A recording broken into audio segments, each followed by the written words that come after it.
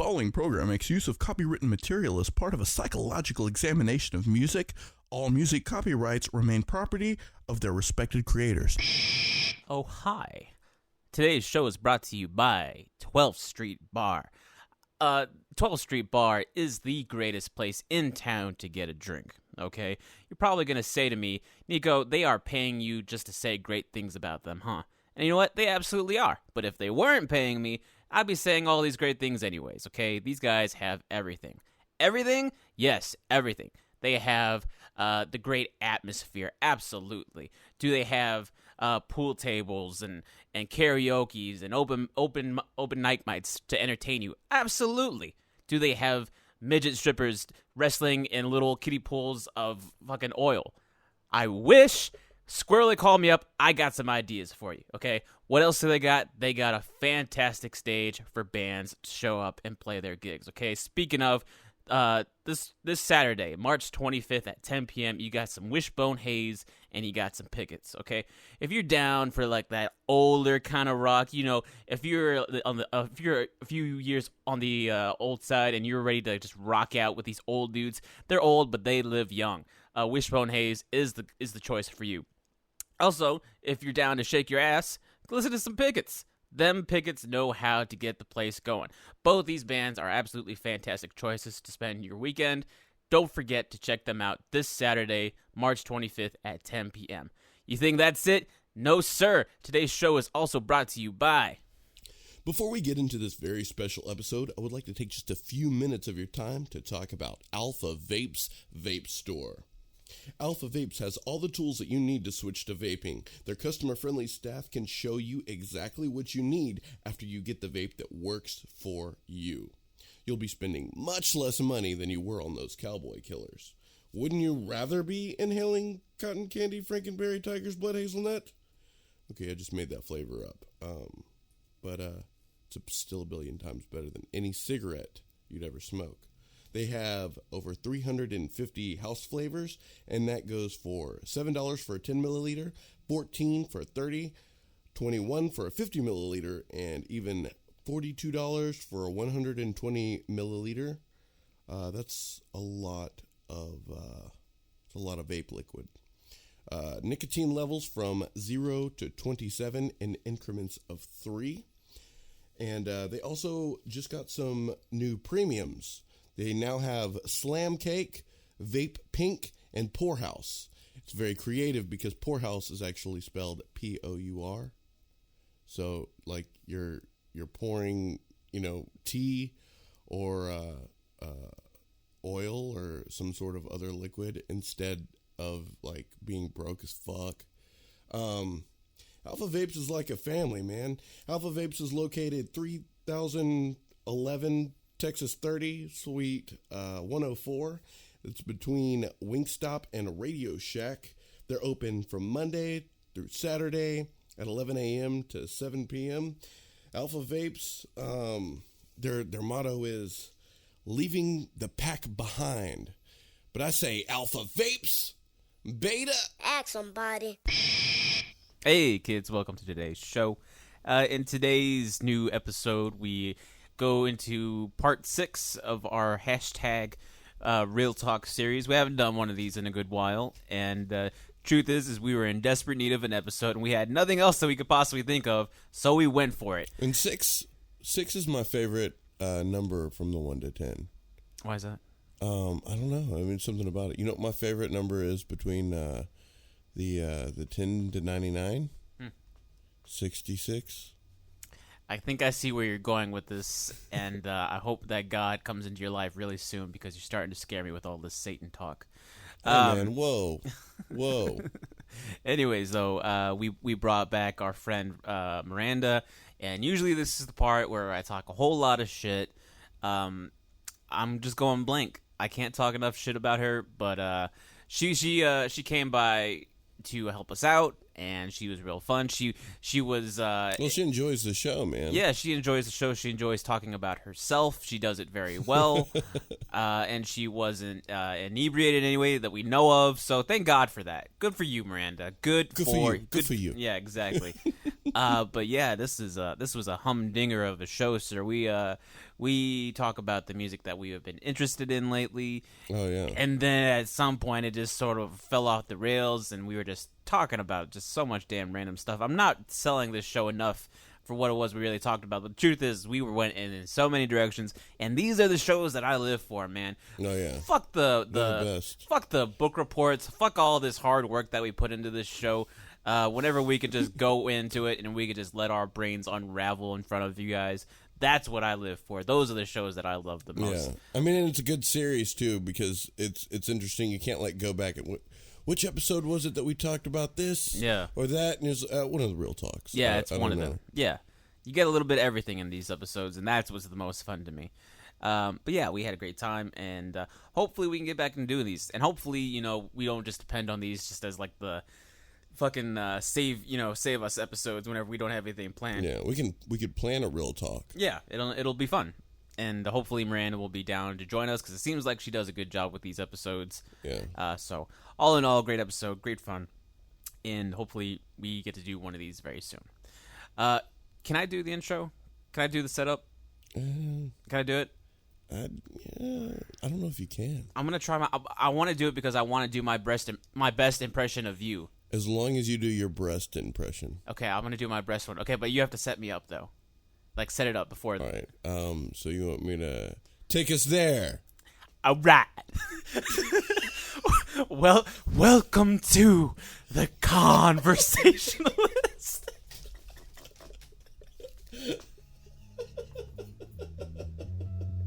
Let's talk music.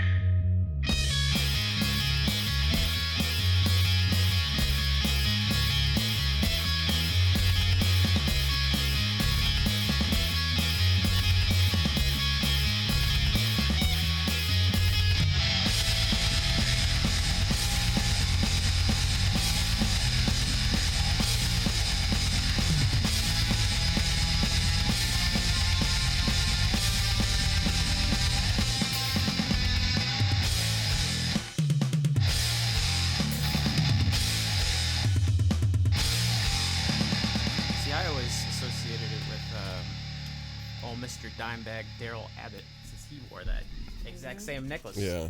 Didn't he? He did, right? Yeah. The razor blade?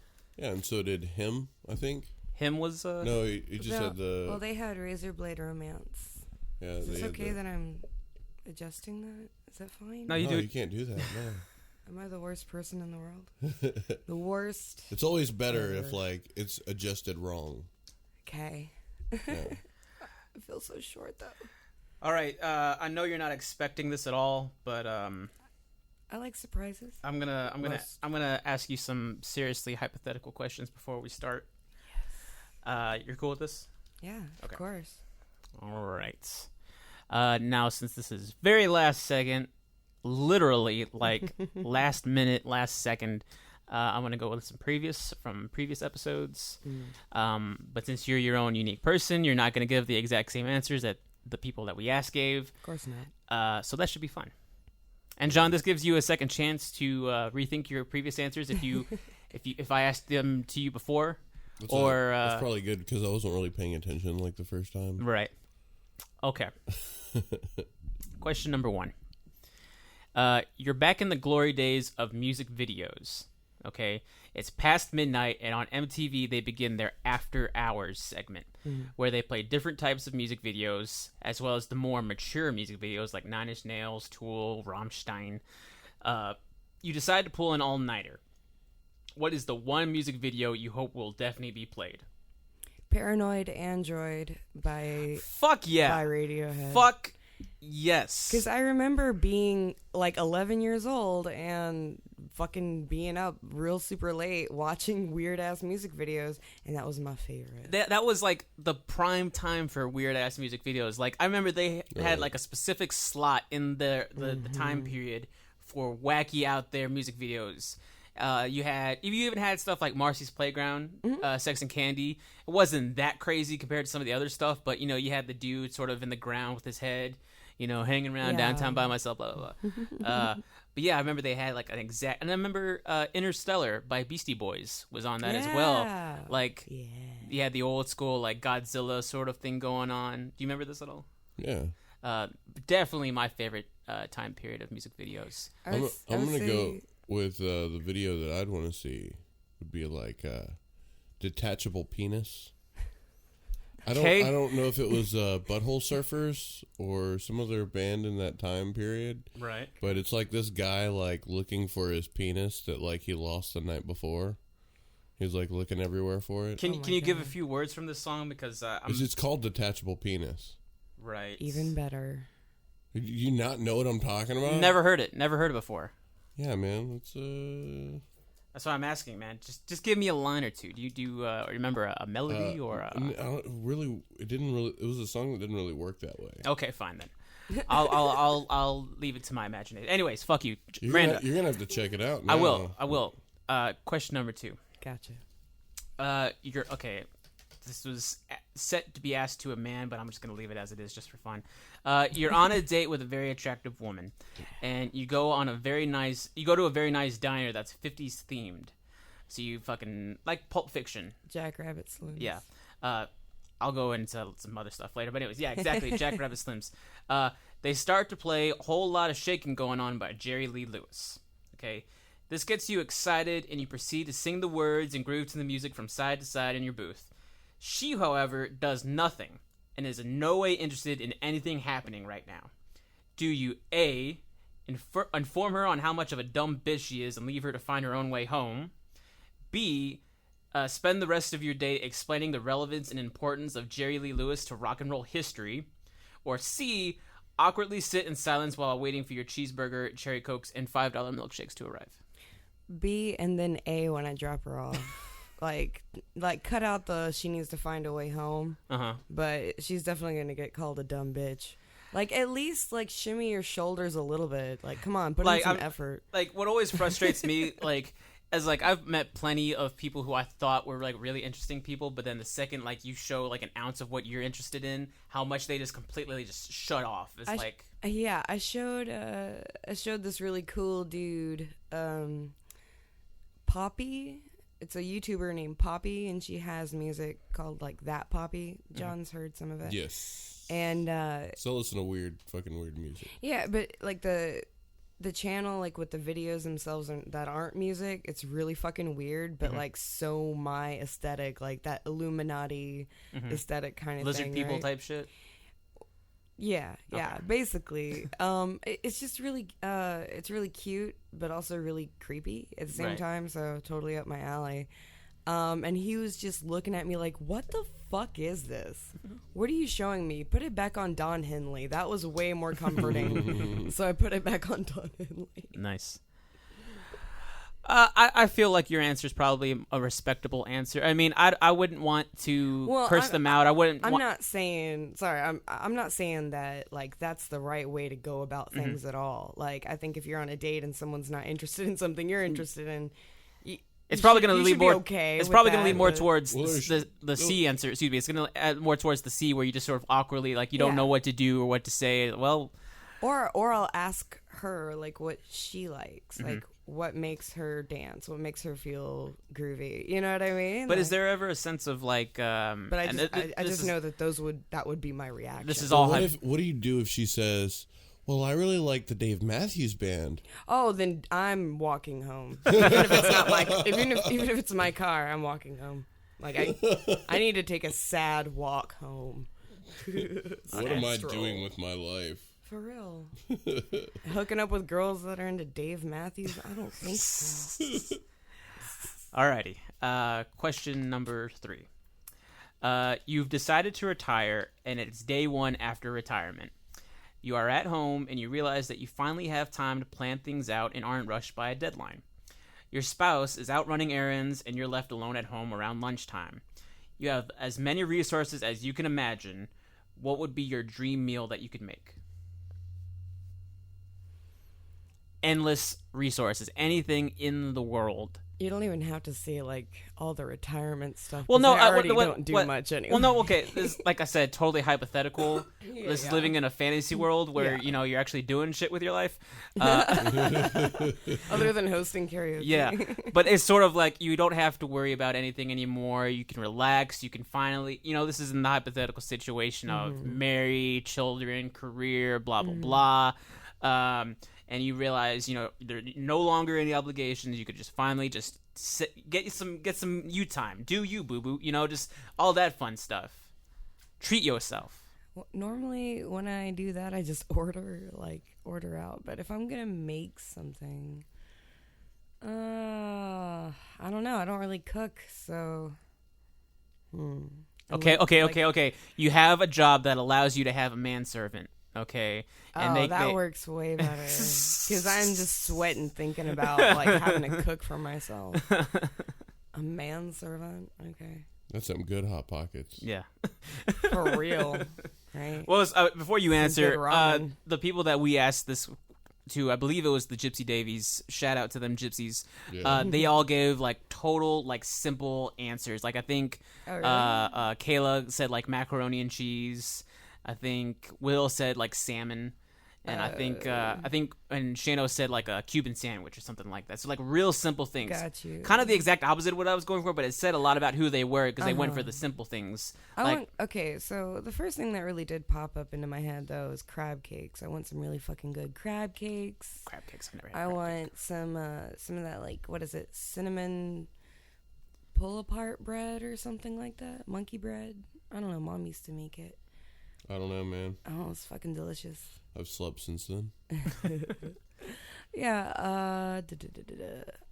Actually, I want some really fucking amazing homemade mac and cheese. That'd be cool. I get Kayla's answer because mac Okay. and cheese. Is Shout out to them Gypsies.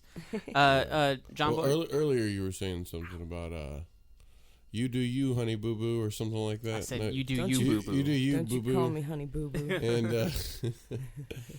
in I my need my head, go-go juice. I just thought about Yogi the Bear saying you do you. No. This one time I have a friend who I call Boo sometimes just to be cute with her sometimes, and I called her Boo Boo once, and she was like, "Oh my god, that's the cutest thing ever." It works. It works. does. Call your significant other Boo Boo sometime and just see what happens. Up at the bar, I can't turn it off. I just completely, I don't know. It's a persona I've got, but I call literally everybody baby, sweetie, honey. You're turning into an old black lady is what you're doing. Oh my god, I'm so soulful when I go up there too. So yes, Nothing brings Just like your mother. my heart more joy and love than old black What'd you ladies. say about my mother? She's an old black lady. She wishes. Yeah. Okay, question number 4. This one you probably will enjoy a lot. You're on a business trip to Sheboygan, Wisconsin, and you're stuck there all week, and you'll leave Sunday morning. On your last night there, you decide to go out and hit the town. You find a bar that has karaoke, and you sign up to sing next. What song do you choose? Now, this is under the hypothetical situation of you're on a business trip. Okay, you've been stuck there all week long. It's just nothing but constantly work. Wag. Wow. I'm not gonna Wow. do that song. The song got in my head. When I've got it. But you understand, this what I'm setting up. I've already got the Okay. song. Okay. Every Day is Exactly the Same by Nine Inch Nails. Because I do that sometimes. That's understandable. But okay, well, what if you would that be your way of releasing? Yes. Really? I sing that You song wouldn't go when I'm full. really... You wouldn't go full diva, just letting all of your energy out, that's been built but up. I can go full diva on that song. That's Really? the thing. I'm a diva. I can go full diva on goddamn anything. On Okay. goddamn Mazzy Star. Excuse me. Diva, it's the most depressing fucking you really music. can't. You're you not a can't- real diva. You're just a can't- boy in a dress. Oh, that's. I'm not even wearing a dress. Okay, John. I know I asked this question to you before, but I think you answered to this one. What would you go with this question though? Was the You're stuck in Sheboygan, Wisconsin for a week. oh man. It was ranked the number 2 safest place to live in 2002. But there is an overabundance of Hmong cheese hats. No, Hmong people, Laotian people. Right. Yeah, it gets pretty bad there sometimes. With cats and- So is karaoke really big then? Actually, no, I wouldn't. I don't want. I know there's a lot of bars there, but people are too busy getting drunk and like watching the sports games instead of drinking. Karaoke is Japanese. No, actually, you know who's really into karaoke? The Japanese. Filipino people. Filipino is the same thing as Japanese people, except the women have penises. No, that's Thai. That's ladies from Thailand. That You know is Thai. Yeah. I'm no part of this. This part of All the right, I'm gonna get out of it. I Okay. know science, guys. Okay. Question number 5. Okay. Science. Okay. You've made it to heaven. Like I said, totally hypothetical. You've made it to heaven, and Jesus comes up to you and says that he's a huge fan of your music. Holy shit. He asks you if you'll help plan heaven's version of Lollapalooza. Oh my god. From top to bottom, which in this case, no, for this case, we'll use just 3 slots: the opener, the middle band, and the finisher. Who would you book? Now, whenever I first asked this, it was brought up, okay, do they all have to be dead musicians because you're in heaven? We'll just say for this one, you can make a few phone calls. Jesus can hook you up, and He'll kill him for you. he'll kill him for Put you. them in a coma. Yeah. And then they'll wake Yeah. up whenever we're done. Yeah, totally. Okay, so it's temporary coma. Yeah, Probably fucks up their brain. probably. forever. They'll go full retard after they come back. Okay, so I know David Bowie is obviously like. But where? This is where it gets kind of tricky. He's ending it. He's headlining. David Bowie was like the answer to every. I think so. Are you fucking Yeah, kidding I me? think so, everybody- yeah. That's just how amazing he is. Okay. Yeah. That's how amazing. We did ask the Gypsy Davies this one. Though. Yeah. Yeah, I bet they did say. David Yeah. Bowie. They actually had a pretty eclectic answer. Let's see. Yeah, David Bowie would definitely be headlining. And obviously he'd close out the show with Heroes. Obviously. Obviously. With the sparkle, You know, the and pyro and all of the huge But extravagant. he actually might come back for an encore and do Starman.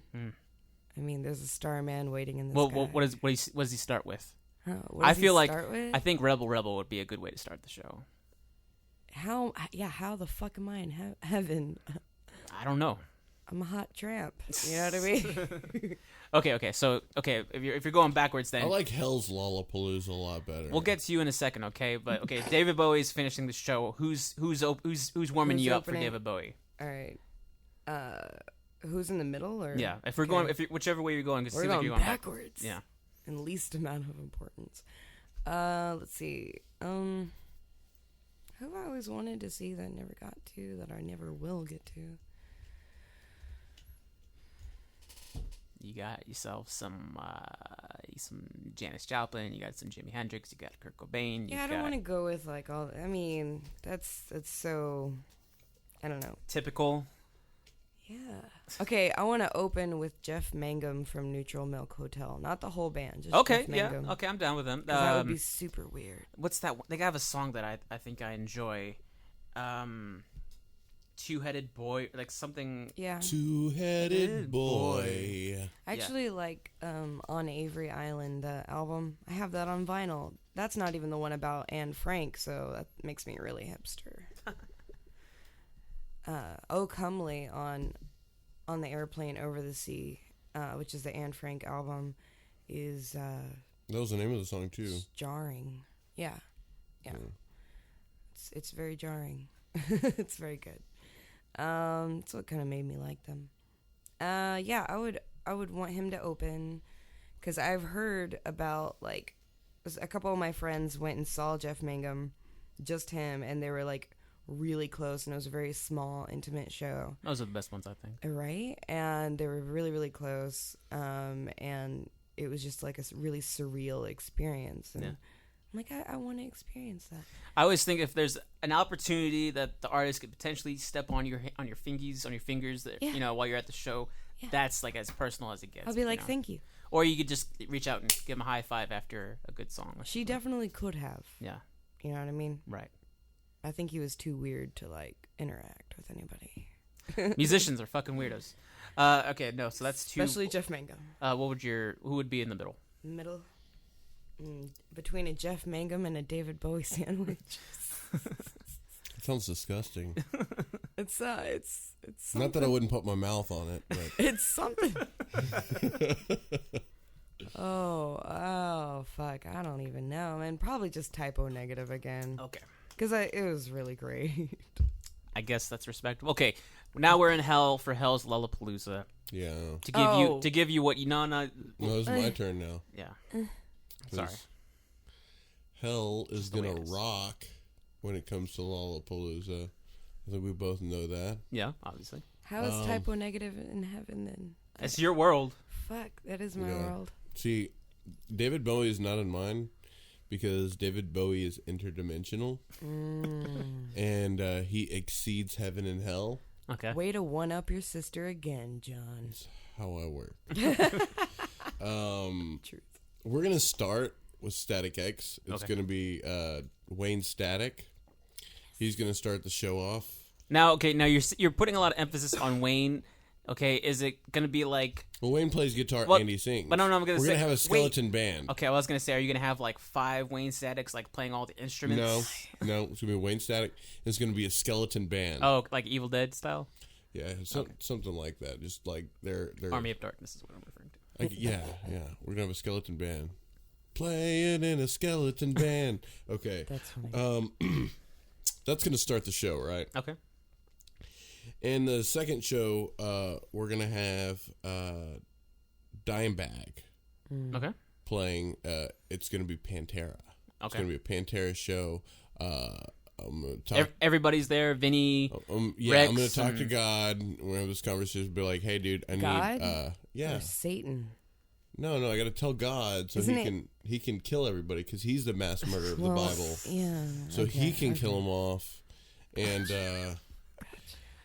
Put him in coma. he'll put the rest of Pantera there. That way we can fucking rock some Pantera. Mm-hmm. And then on the third act, we're not gonna have music. Mm-hmm. We're gonna have Aleister Crowley doing his magic act. Fucking weird. No, it's a different magic. It's not like David Blaine stuff. It's more like really gross, disgusting sex magic. Gross. So Like pulling a flower out of somebody's asshole or something like that? Or? a Maybe. flower if you're lucky, like a pineapple. Have you ever seen Little Nicky? Yes. Oh, okay. Hitler. Yeah. Got you. Okay, in the last act, obviously Peter Steele, typo negative. But he's gonna be chilling up there in heaven with Well, me. No, he seems like he can pull a double. You know, he can. I think he could fuck up somewhere in heaven where he's Is just he like, a Gemini? I don't know. No, he'll do his gig in heaven and be like, "Sorry, I can't stay for the after party. I got another gig I gotta go to." And then he'll take the elevator, he'll go down to hell, right? and rock out. You know, down What there. kind of music is playing in the elevator, like from heaven to hell? It's the terrible. Shouldn't it be? Shouldn't it be that though? Like normal No. elevator. It's gonna music? be a saxophone going the. Did you? Okay, I saw that you posted on Facebook, and I'm like, God damn it, John, you're so late. Are you just now discovering Sexy Sax Man?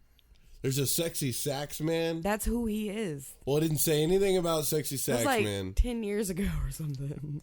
Well, I'm bringing it back. Well, I mean, it was one of my favorites, so I mean, feel free to bring it back. The guy was funny. I'm unfamiliar I with it as welcome well, it. so you're not alone. On I this would one. like to do that. I want to be a sexy sax man, or just sax man. That's I feel more Probably comfortable about just sex man. Satchmo, Sasquatch.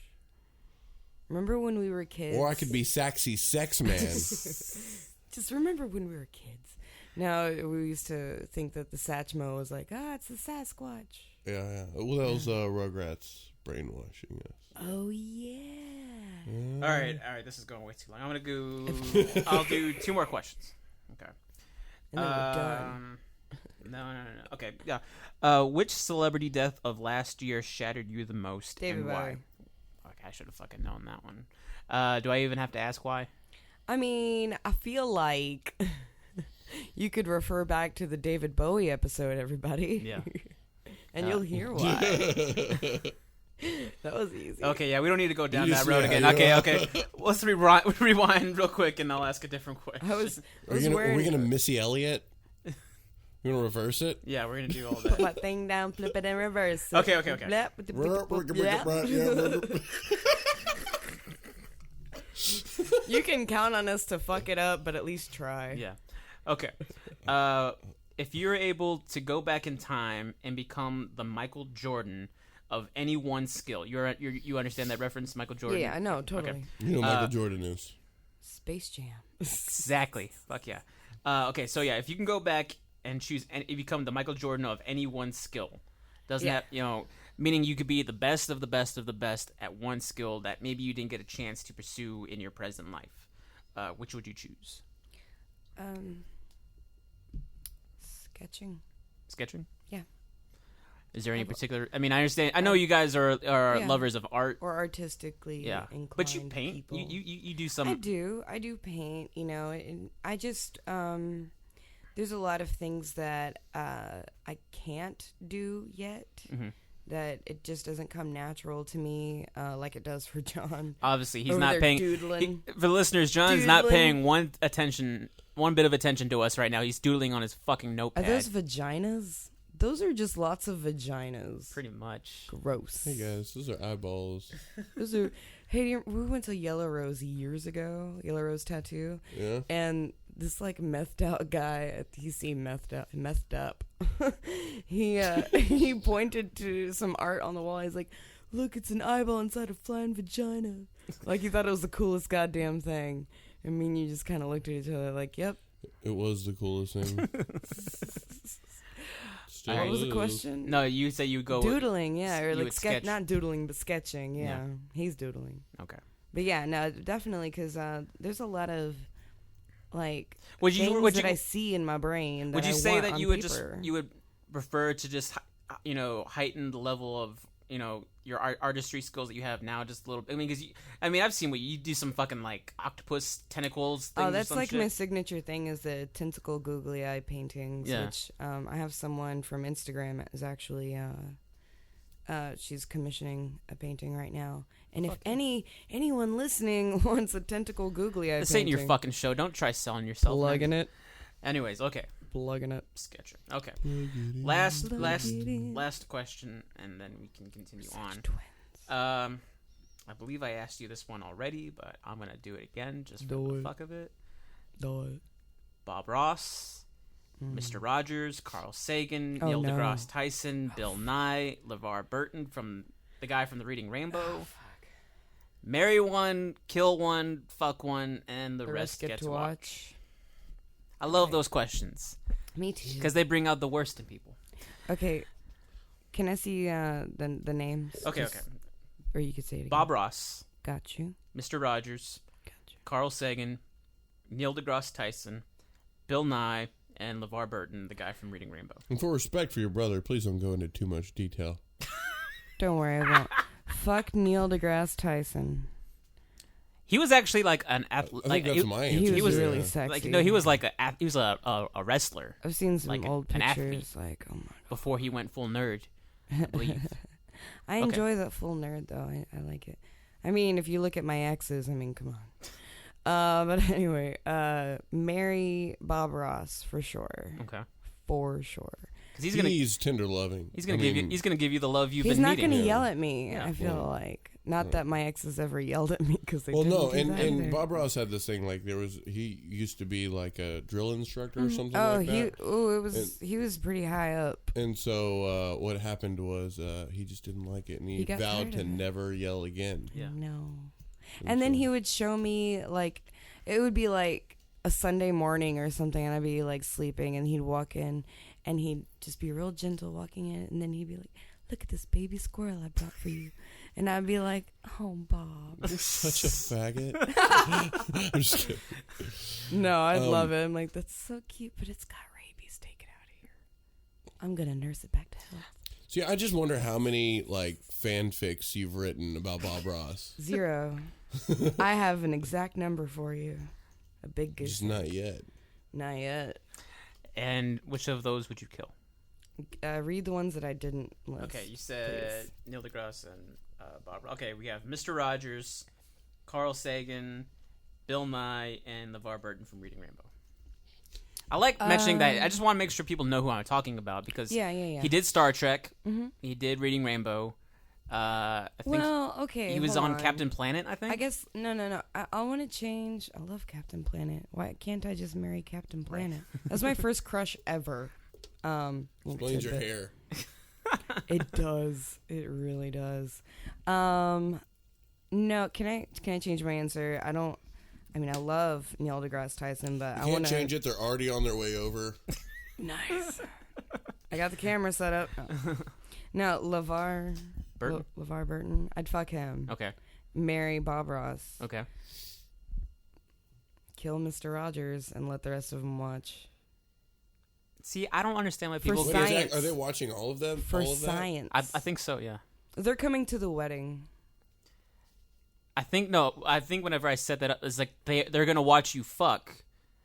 And they're going to watch me get married. They're going to watch Ross. the marriage. Yeah, they're going to be the witnesses. And they're going to watch me kill. And then they're going to be the witnesses for the murder. I would divorce the shit out of Bob Ross. And then I'd probably remarry Bill Nye. Yeah, Bill doesn't get no love. Yeah. I do love Bill Nye. I think me and him I didn't would have kill a lot him. in common. And I think he'd talk my ear off. And he does seem like I need to talk someone else's ear off. Like, even if you were just trying to enjoy this bottle of water, he'd be like, there's all of this, Yeah. It's like, just fucking let me enjoy my water, Bill. We've got like one bathroom in our house, and I need to use it, and he's in there, and I'm like, Bill. Anyways, on that note, Miranda, we want to thank you so much for joining us today. Like I said before, this is a very last minute show that we wanted to do. I'm digging it. We had you over for our last Real Talk episode, and I think that actually went really well. I actually listened to that episode just out of pure fun. It actually gets a lot of listens. I listened. Really? I wanted to listen to that one because it seemed like that was actually like a really good episode that we did. So that's one that I definitely go back to because it's kind of like a marker for me for like where I was, like how I was doing at the time in my life. Yeah. And these episodes, they kind of have that ability. Like, I remember listening to the very first episode that we did and thinking, like, wow, like, this was the shit that I was talking about. This was the music that I was listening to. This like, is whenever Pokemon came out? Yeah. Right? I remember that being, like, down. a huge, like stepping stone for us. Like, we're getting topical. We're talking about fucking Pokemon Go, Right. It was weird because, like, I was very conscious about it. I was like, this is fun right now, but it's only got like 2 weeks on it. For real. And there's still people playing. Yeah, absolutely, but it's the trend has died. Okay, you know how my job is to where like I'm always in a lot of different places. I'm in a shitload of places. I'm seeing people at their businesses all the time. Mm-hmm. Do you know how many like exceptionally old people I've seen playing the fuck out of Pokemon Go? How old? Like 50, 60. Oh, wow. Yeah. Business suits, professional That's people. In relation to Pokemon's, like, demographic. Yeah. Everybody who's 50 and 60. I kind of think that they're doing that because they're not able to feel any form of joy, and like they found it in Pokemon Go, and they're like, that gives them some ounce of happiness. Only a few more years before they really get into podcasting like that. Yeah. That's where you know that you've run out of options. Pretty much. Jesus. And it's crazy. Podcasting to me is so... I mean, I guess it sounds egotistical. It's just the fact that, like, I honestly feel listening to podcasts, not specifically this one, but listening to a lot of different podcasts makes me more topical, more relevant, makes me... It's like a more comfortable way of, like, listening to the news. Right. Because you're listening... It makes me feel It's more almost like your intellectual. friends are informed. Yo, man, did you hear about this shit going on? Yeah. And some of them are credible sources. We're like, holy shit, Joe Rogan was talking about this, Yeah, I listen to, I watch YouTube live streams, and it's just like little hangouts, with like a few YouTubers that I watch and maybe some that I don't, but it'll be hosted by one that I do watch, and I'll get notifications. Like Prince of Queens will start a live thing, and then, some of my other favorite YouTubers will be doing that and hanging out. And it's really funny. And I'm like, oh, man, I really wish I was there so I could interject and just be like, I'm a karaoke host, too. Do you ever have, like, have you ever in your life had any aspirations to, like, have, like, a show like a podcast Are or you like a fucking talk kidding show me? of some Do sort, you like know me? the Miranda Hour or some Okay, shit? so when I was 11 years old, Oh my god, what did I just do? you opened up a can of worms. When I was 11 years old, I had this little green boom I'm about box. to throw up. Hold on.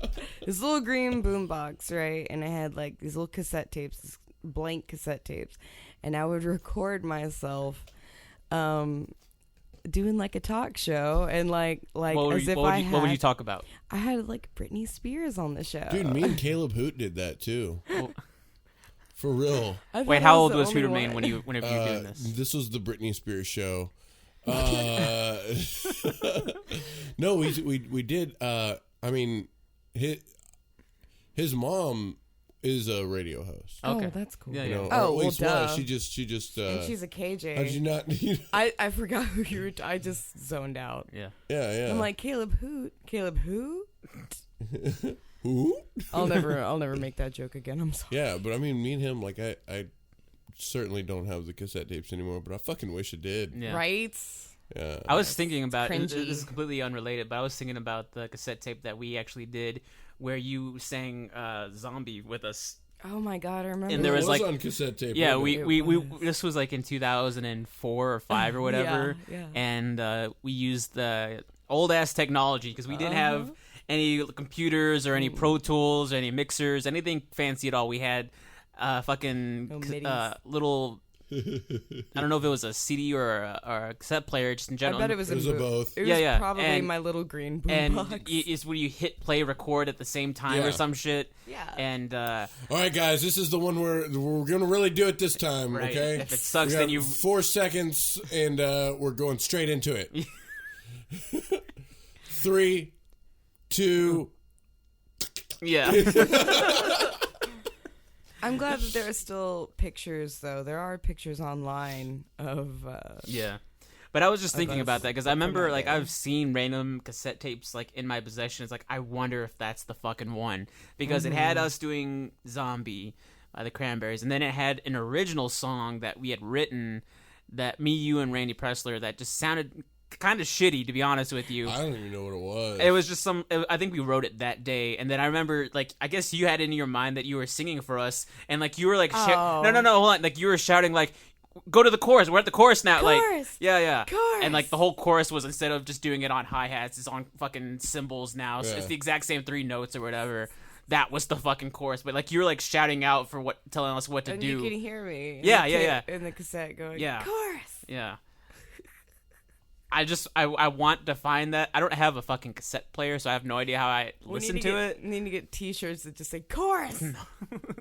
But no- Exclamation point. But those are fun things. I guess tying in with like podcasts, like how it kind of takes you back in time to like certain places and certain memories and certain You things can like see that. You know? see the growth. You know, like I know I certainly see how much I've grown. Like just listening to the Real Talk number 5. You know, I'm like, whoa. And that was only like November. that was just a couple months ago.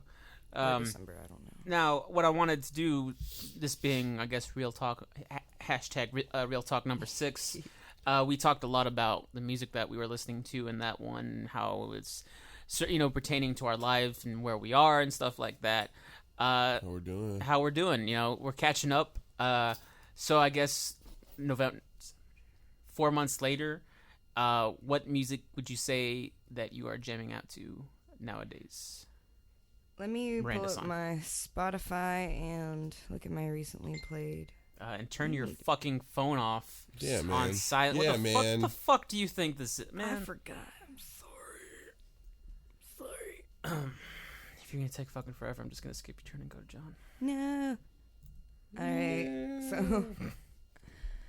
Okay, so I really don't like Lorde at all. She came out with a new song recently. But there are 2 songs that she's got, and she didn't write either of them. So Did I she come still out with an don't album like or them. as a single? No, she came out with a new album. I didn't even know. Yeah, the songs Green Light and Liability fuck me up.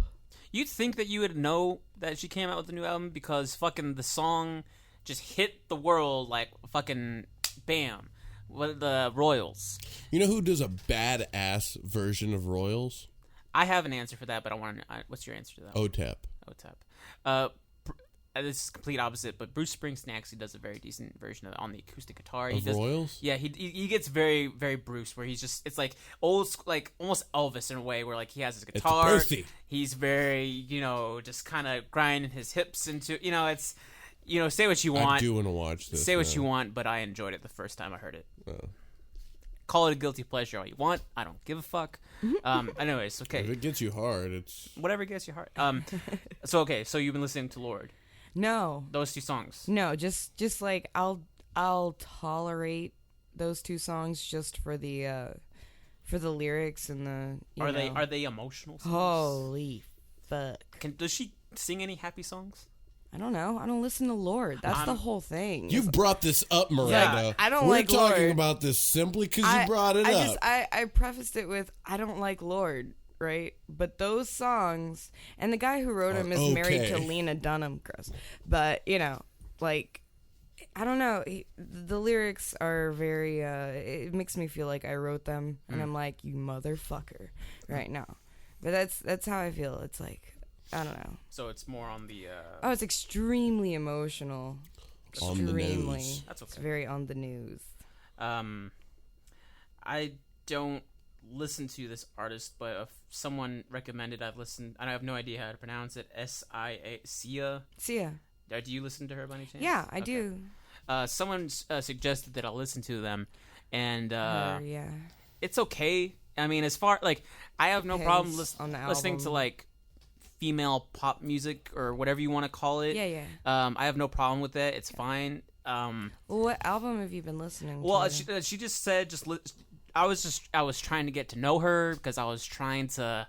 But so she was like, I listened to this music, and then so I was like, okay. So I pretty much just listened to everything, just to try. Is there like on Spotify? I'm sure there's like a "This Is Sia" playlist. I'm sure. There's what's the fucking song? Chandelier. Oh yeah. Well, those are like those are like the more current, but like I'll go back all the way to the first album that she's got on Spotify.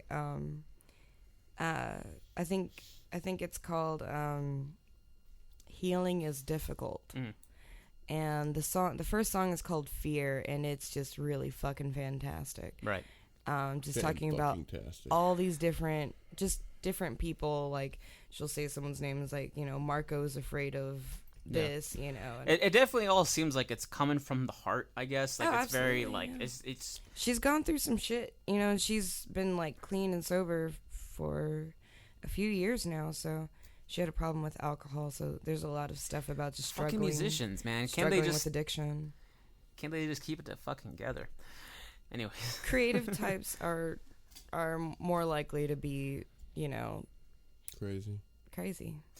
Okay, so other than this shit that you've been tolerating, like what's something that you listen to like put you like get you? Because it seems like where you're leading with that before is like it's kind of sappier music, and that's sort of like reflective of like where you currently are. Yeah, but do you ever like listen to like a song that just sort of like puts you in more of like a positive place? Oh, I have to now that I have a job. The other day I was over at your house and we were listening to something. It was like a whole album of something, but I forgot what it was.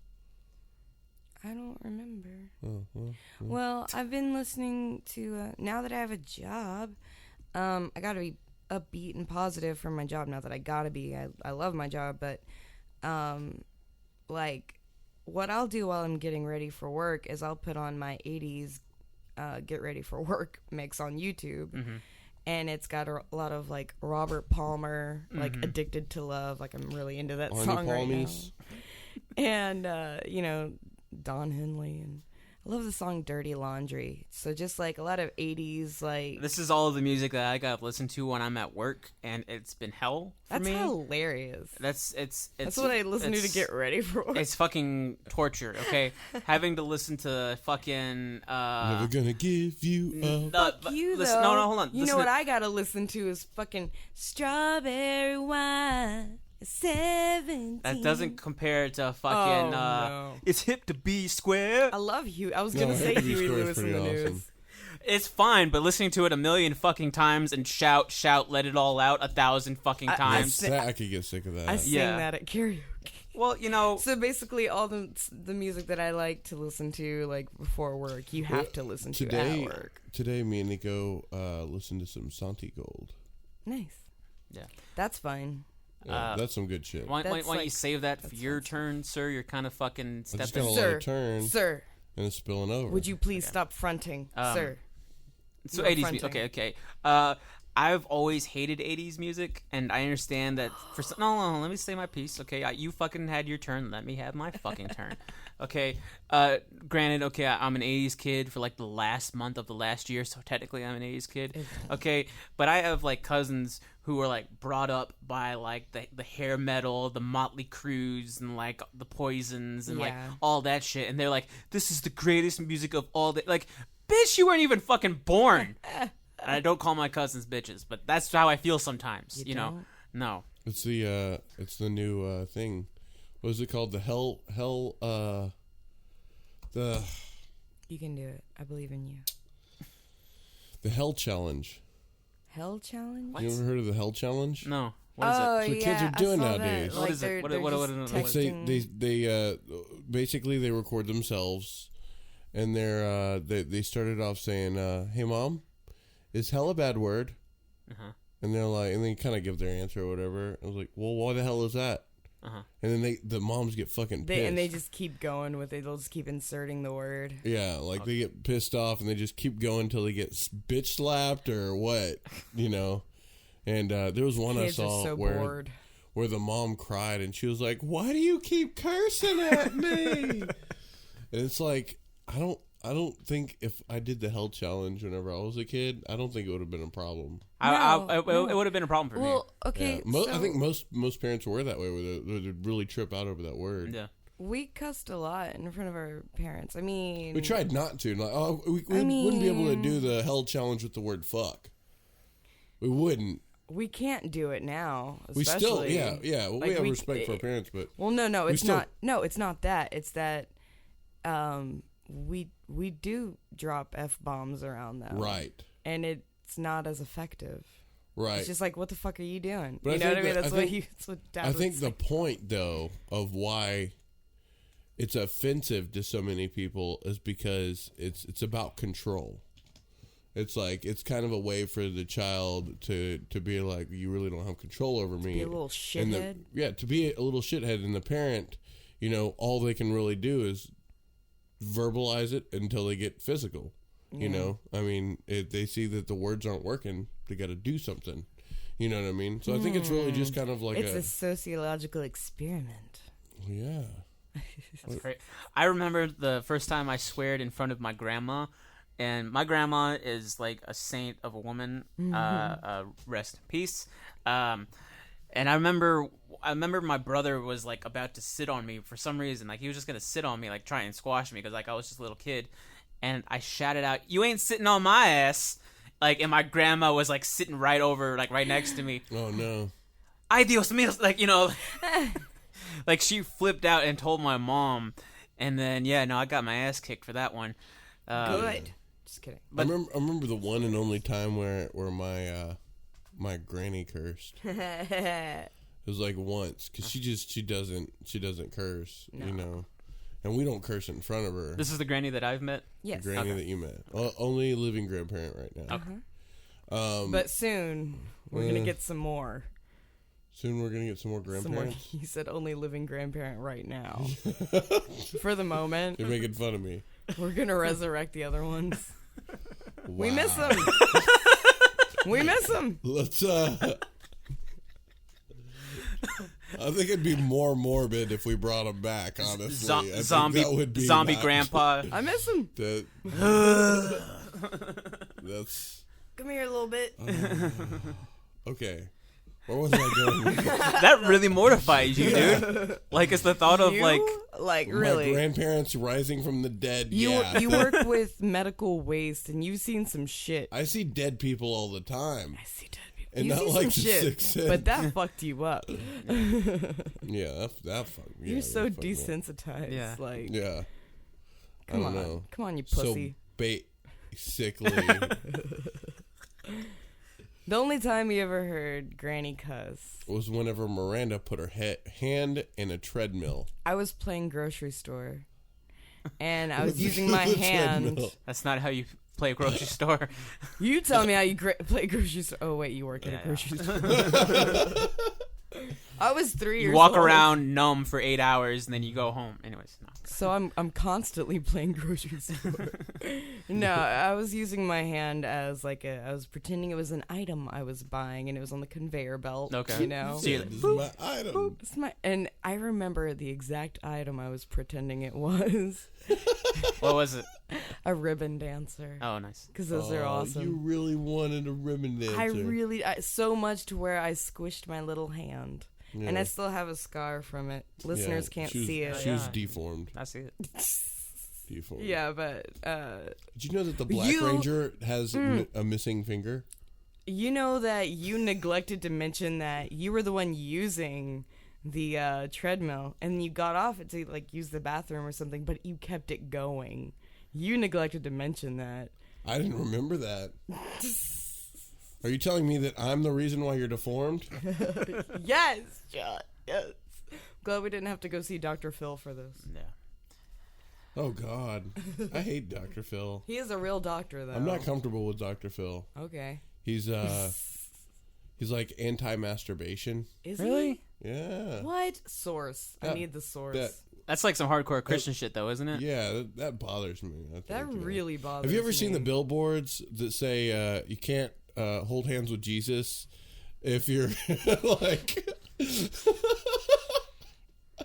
I do not want to spit water on your equipment. Thanks. I do not want to do that. Damn decent of you. Anyways. Anti-masturbation ads bother me in general, you know. And people who are anti-masturbation need to go fuck themselves. Very well said. You know, I think from my perspective though, me being probably the most, I wouldn't say I'm probably the most masturbator. No, that probably, but the closest to religious out of the three of us. Yeah, Definitely. I can see how people see it as, you know, how it can lead to not being able to. I mean, the whole stick with the man and woman loving each other, you know, that Right. sort of thing. You know, you loving yourself. I don't know if that sticks with what is it, the pride or vanity, or, you know, like something like just being like full of yourself. Biblically speaking, it's better for your seed to fall into the belly of a whore than on the ground. Right. God damn. Dropping verses It's up just in like this a fucking horrible verse. It's just terrible. It's just terrible. I think that, like, the closest thing you can get to, like, divinity and, like, I don't know, something like heaven It's climax. is through climax. So I just But don't, if you're doing it over and over and over and over, wait, no. If you're doing it over and over again to the point, okay, I recently saw this movie called The Nymphomaniac on Netflix. Have you ever seen that? Did you see the director's cut? Yeah, Did you crazy. see both of them? Yo, yeah, Volume fucking 1 and 2? Crazy. director's Well, cuts? okay, Anti-Saint was a lot more crazier than Nymphomaniac in my You opinion. guys are watching the shit out of this movie. But anyways, Yeah, I watched both of those, both director's cuts. Oh man. but you get like she wasn't able to feel anything anymore because she just kept having sex and doing all this stuff. She lost feeling. Yeah. And so she went to more like aggressive, Extreme stuff. Yeah. stuff, just so she could feel something. Yeah. Well, I think that you should always have like a mix between, you know, getting the point across and then tantric. You know what I mean? I think I think a lot of it, Yeah. a lot of the fun is the build-up. pushing yourself to keep going. Yeah. Yeah, no, I And mean, it's the whole experience is nice, but yeah, too much of anything can be bad. But I think that the issue with like the chick with nymphomania that you guys are talking about, I haven't seen the movie, so I don't really have a really good opinion on it. But I think that the main problem is just where you're filing it mentally and psychologically. It was the most important thing to her was to be able to orgasm. Right. Yeah. Yeah. Like it and- started when she was just like a little girl Yeah. too. Like which is not abnormal. no. It's not, But yeah. that's I think But what I'm she was a hypersexual, like, I don't know, it was just something that she want to like strive for. Right, and I think that goes along with what I'm saying, like how people can see it as masturbation or like anything like that as a bad thing, because if you do too much of it, eventually you're just not going to feel anything at all. Too much of anything. I've heard some really horrible. I've watched some reviews on it after watching it, but I don't give a shit about other people's opinions. Like I really like those movies. But Anti-Saint though was pretty fucking. You mean Antichrist? Antichrist, excuse me, Antichrist. I didn't. Brent told me not to watch it. Like he told me over and over again not to watch it. See, Lars von Trier is like a crazy ass filmmaker. Like he has this trilogy of movies. I think it's Antichrist. Nymphomaniac, and then Melancholia. Yeah. And pretty much the one actress that's in the three of them has like the worst shit possible happen to her. Like she's the nymphomaniac, so she goes through all that shit. Antichrist. It shows how. Can I say one thing that happens in Antichrist? Are you gonna watch that movie? Oh no, I'm not gonna watch it. Brent told me some stuff, and I read reviews. She gets her clitoris cut off. Fuck all that. And then she gets choked out, and it looks like legit, like real choked out. God damn. Yeah, and then in Melancholia, the world ends. So, like, she can't catch a fucking break in these movies, man. It's so fucking crazy. You want sex all the time, and your clitoris falls off. And that's definitely then the end of the world. Like, that is a... That's her life. It's her life. Pretty much. That's fucking terrible. It would be the end of the world. It would be.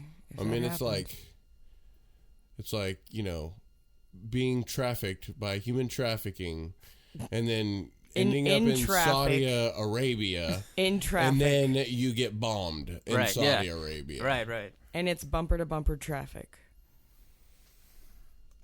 That would just put sprinkles on it. You know what I mean? That would put sprinkles on it. Yeah. Salt Bay. Salt Bay do his Sprinkle thing. Bay. All right, I'm going to get out of this topic, Johnny. What are we okay. doing right now? No, it's a good movie though, and it really shows it really shows how you know, just focusing so much on your own orgasm can not to mention real quick, that was like relationships. That was like the first like for me as a first like movie that I thought was like a legit movie where like I saw like a main character sucking on a dick, and I was like, whoa, yeah, it's real. Like they're all actually doing those I was things. not expecting. I had to look it up and be like, so this really happened. I'm expecting softcore shit. No, fucking Shia LaBeouf is inserting a woman. He's doing a lot of weird shit. Shia LaBeouf? Oh my god, yeah, he's like the main. You want to know what's okay? Really. Before he went off the rails, I think this was the last movie he did, because for the press conference for this movie, like he was like, I'm not famous anymore, fuck it, and then he like left everything, and then he started doing the whole just do it, you know, that whole thing. I think he was abused. Probably. I don't know. That'd be a really awkward Even Stevens. Yeah. Just do it. Yeah. Okay. John Boy. You mentioned earlier some music that we were listening to today. Yeah, we're listening to some music today. Is this music that you've been listening to a lot of recently, or was this sort of like for the moment type of thing? No, it's kind of for the moment, because I like really dark, depressing shit. Mm-hmm. And so we were having a good day. You were making some pretty fucking awesome burgers today. Do you want to talk about that before we go into the... We'll talk... Yeah. Well, we can talk about it intermittently. Okay. Go ahead and... I made my very first Big Kahuna burger today. I saw that. And if you do not understand what that means, media. then you can fuck off. Pulp Fiction is one of my all-time favorite movies of all time. I watched it when I was a little kid, and I remember thinking that I was watching a movie I wasn't supposed to be watching, which I really wasn't supposed to be watching. Which is the truth. Yeah. You were very aware. But that was exciting to me. Like, I love like sneaking out and like putting it in, and it was something. It was.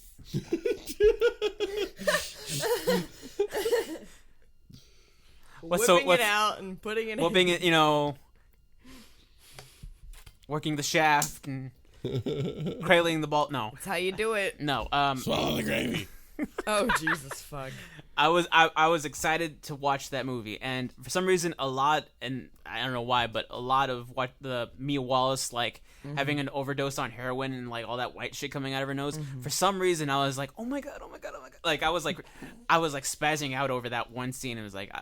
But that was like, you're like, oh no, I definitely did not do that. But that was like one of the earliest memories I had of a movie like that. Wayne's World, Forrest Gump, you know, like all those movies came like mid-90s. And growing older, you become more familiar with these things. Jewel of the Nile. Holy shit. Now being a grown ass man and loving this movie for what it is. It's part of pulp culture. It's a part of my culture. It's a part of the things that sort of made me into the person that I am today. Yeah. Quentin Tarantino in general, probably. I mean, Reservoir Dogs is one of my favorite movies of all time. All of his movies are probably... I still haven't seen True Romance. A True Romance? Oh, that's a great Still one. haven't seen it. Great characters. Gary Oldman plays a fantastic bad guy. He plays a white guy who thinks he's Rastafarian. He's a Nice. drug dealer, and he has a legit accent. Like, Sweet. you believe him. So, Well, anyways, it is Gary Oldman, though. yeah. He's pretty brilliant. Do you know that he's done so many accents that he doesn't even know his own voice anymore? I feel like that's me. I didn't mean to take it there, but okay. So, anyways, Pulp Fiction was one of my favorite movies as a kid, and the other night, I come across this video on YouTube. Fucking YouTube. It's so fucking crazy. This guy, he's cooking meals that you see in movies and in TV shows. He made one of Bob's Burgers off Bob's Burgers. Yeah, they have He a made- cookbook, I think, now. He made the fish tacos in I Love You Man. He made the fried chicken in Louis C.K. show. And then he made a Big Kahuna burger from Pulp Fiction. And it looked so amazing to me.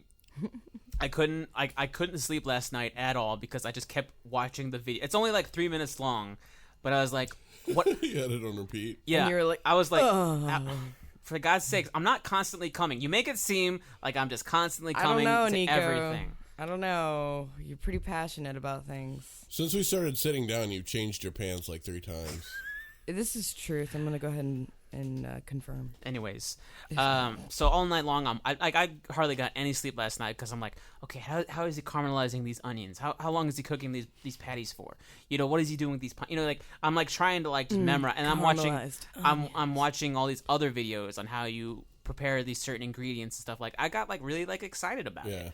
That's good. So then this morning I wake up and I was like, okay, I have the funds for it. I could totally buy all the ingredients.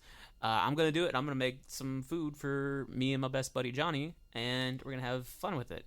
And I get home, and I show him that I got the stuff for it, and fucking, if we hadn't acted fast, we could have easily set the damn house on fire. Oh, Jesus. Yeah. Fucking putting some oil in a pan and setting it on all the way fucking high. It wasn't me. Wasn't me, by the way. It wasn't me. Wasn't... It was but once we pulled ourselves together and we regrouped, and pretty much I was in control now because he was the one that was trying to take the helm and almost burned the house down. So once I took control of I tried to take it off the counter. It was on me. I really wish that you guys would start actually set up a couple cameras so that people can actually see y'all, because y'all are hilarious to watch. Anyways, Johnny's goofy ass smile. so we start cooking. I'm preparing the caramelized onions, which was actually a really fun experience You were to make. caramelizing the onions. We caramelized the onions for real. Anyways, which was a real fun experience to because I've never done it before, so it's like. Okay, I just want to say real quick. It's not a joke, No. I just want to say this real quick. I made a jerking off motion on Miranda, and she's totally fixing her eye right now, imaginary. No.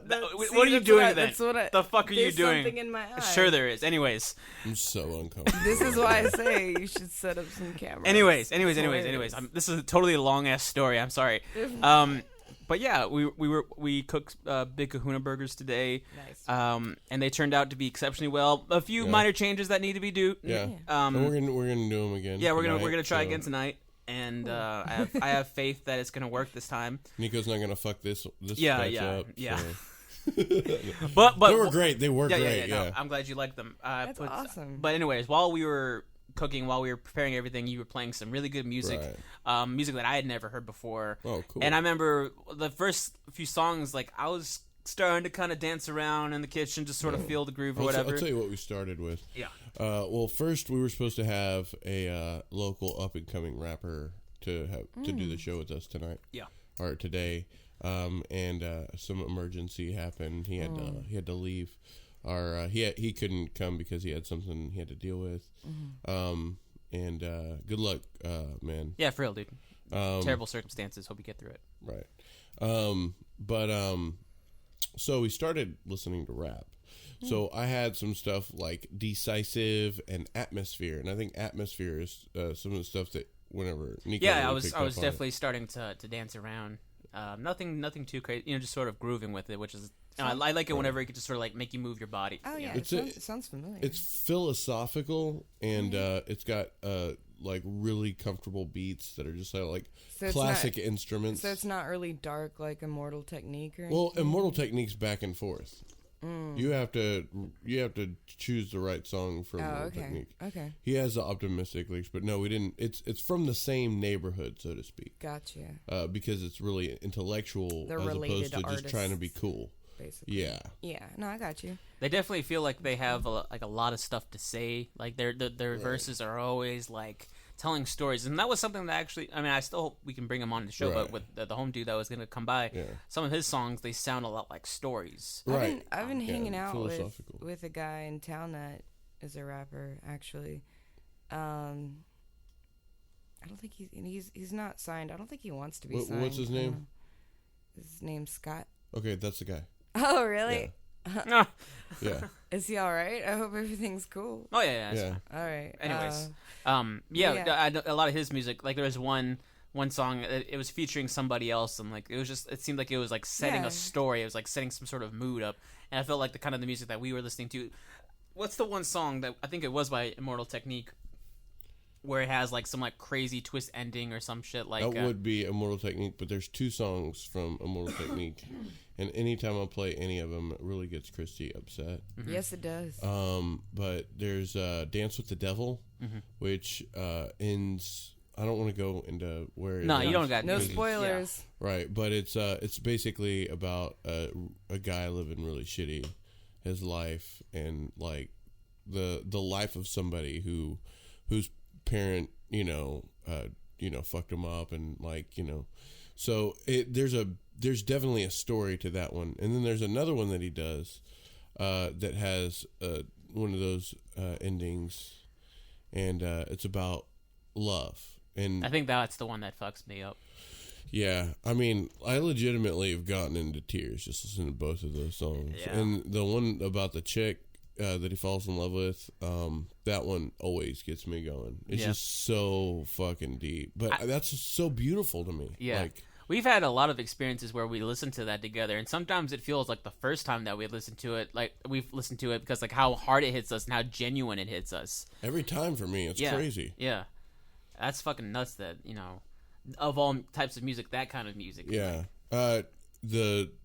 Both of the songs are Dance with the Devil is that really heavy one, and then the one that we both probably connect to a little bit more is You Never Know. Yeah. By Immortal Technique. I'll have to look up. I'll have to look up the latter. But today we listened to Yesterday from Atmosphere. A couple other songs. I want to from say real Atmosphere. quick before the twist ending, the M. Night Shyamalan type ending that song had. Like I was listening to, I remember you were like you kind of did the dickhead things, like dude, listen to this next lyric right here. This is gonna hit you. So He does that. I was like, well, fuck, like, but It's like going to the movies and someone's like, "Watch this part." that's Watch literally He literally said the that exact thing I said. It's hilarious. Anyways, That's how John is. Yeah. Man. He gets real excited, but that's me too. I'm like, Yeah. I get real excited. and I want to watch. You know what like, people I react. fucking hate is like, what happened? Are they dead? What happened? Are they dead? Like, fucking watch. We're watching Yeah. the same Watch the goddamn movie. No, that was We're in this shit literally together. Pay me, attention. Me last night watching The Office with Christy, and I asked her what happened, and then she told me, and then during that moment in time, something happened, and I was like, "Well, what just happened right there?" That's hilarious. She didn't get pissed off, surprisingly. I would have. Yeah. She must If have I a was good Christy, I would fuck off. Like seriously. How do you deal with my shit, Yeah. Christy? I just don't know. But anyways, going back to what was the song that you were just referring to? well, we listened to that yesterday. Okay, real quick. Before the twist, a lot of the lyrics were like totally relatable. Like, cause it talks a lot about like missing somebody and how like it's like really hard on you, stuff like that.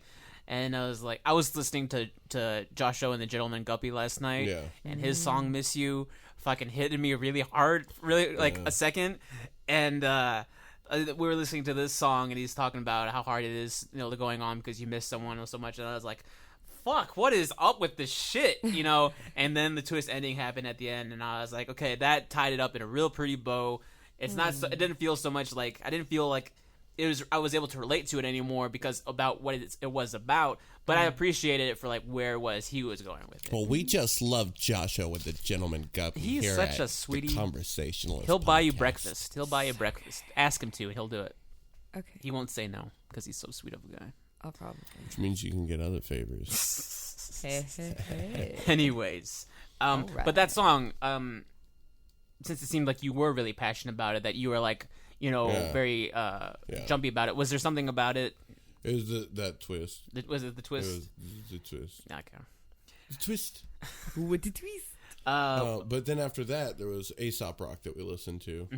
Listen to the song Rings. That's a pretty good one.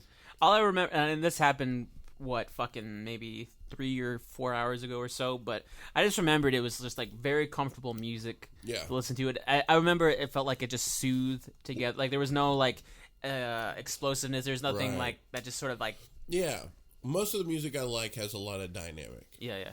And so I've got a playlist of stuff that I listen for this mood, stuff for this mood, and then stuff for this mood.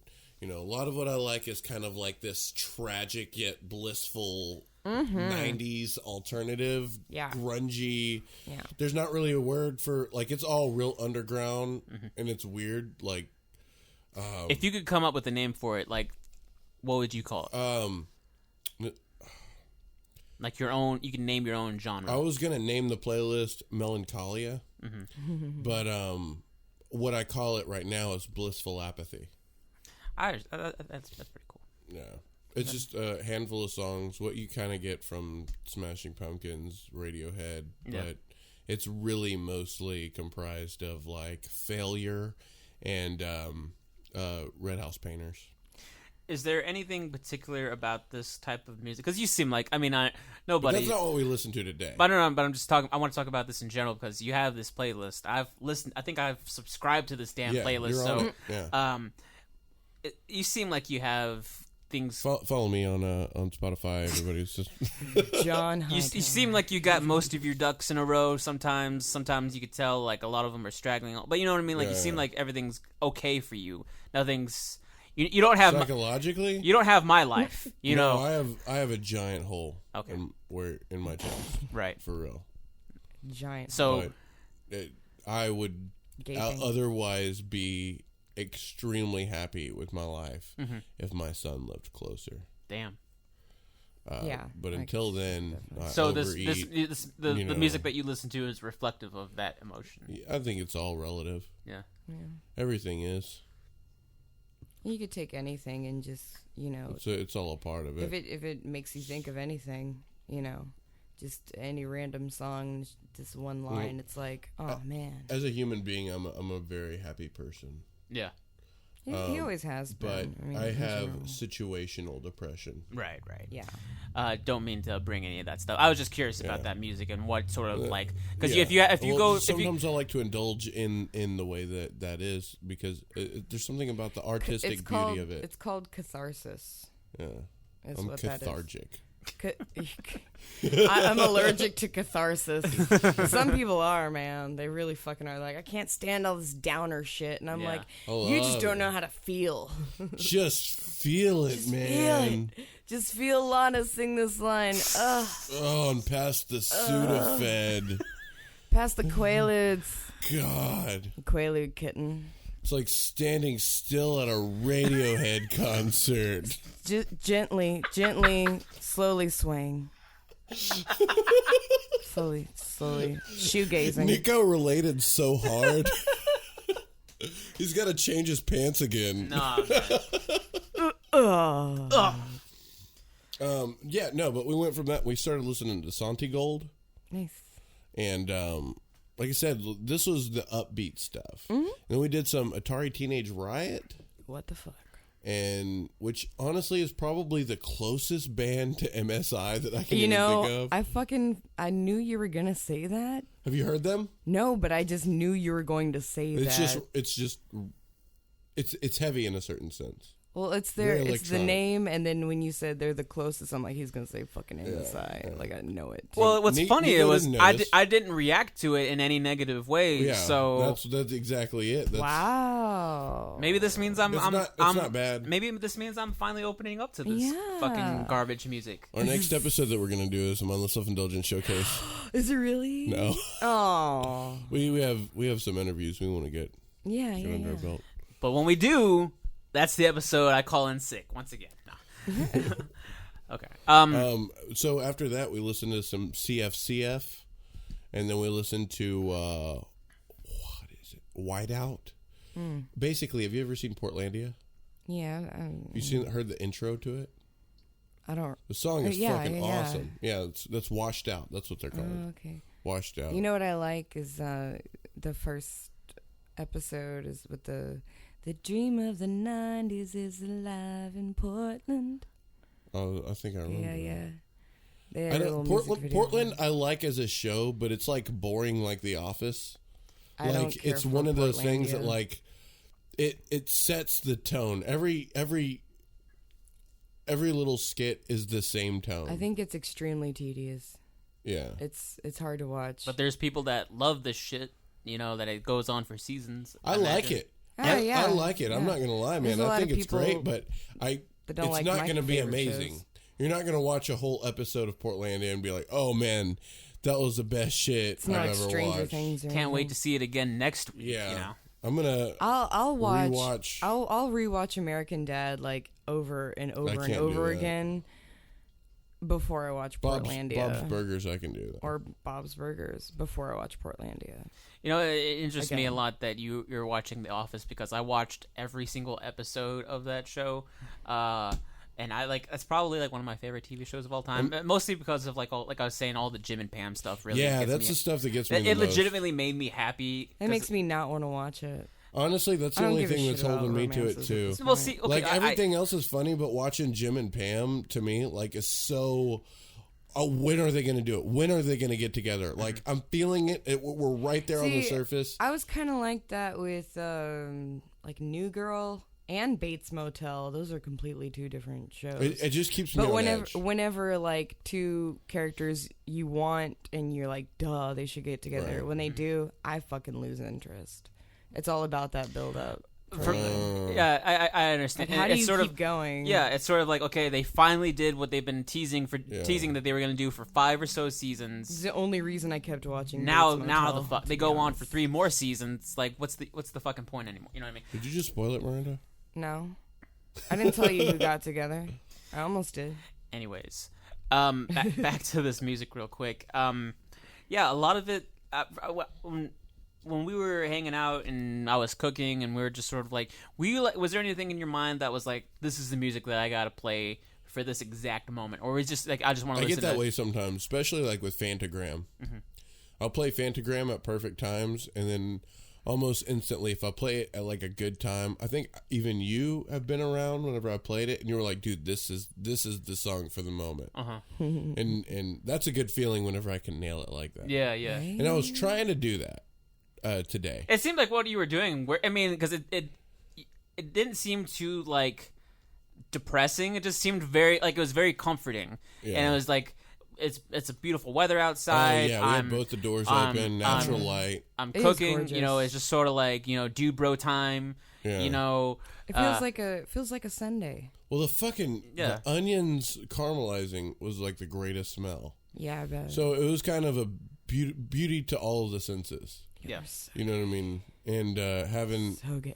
Hey, next time I make these Big Kahuna burgers, you can hang out with us, and then you can get a whiff of it yourself, and you'll be like, "OMG!" I'll still be like, no, it's so gay. we also did listen to Infected Mushroom, and that was pretty fucking fun. But anyways, so you're saying like you were just trying to like give the soundtrack for the moment and stuff like that. Yeah, I was trying to fill it out. Set it up, I was set the day up thinking, I could For play success. a playlist of some of my depressing shit. Or Why would you do that? Or I can just lighten up the mood. We're having a good day, you know. I have a Quentin Tarantino playlist on Spotify. It's like all my favorite songs. Did you get some of that Ooga Chaco? Ooga Chaco. That was in Reservoir Dogs. And then fucking got a little green bag. Yeah. On the track I was leaving work and I had my phone in my pocket and I started playing that song while I was walking. I was like, I feel like the baddest motherfucker like now. It was also an Ally McBeal, wasn't it? Yeah. Oh, it's no, Stuck in the Middle with You. Yeah. So, yeah. No, the Ooga Chaco was an Ally McBeal. Yeah, it was the baby. The little dancing baby. And remember whenever the internet first started? Yeah.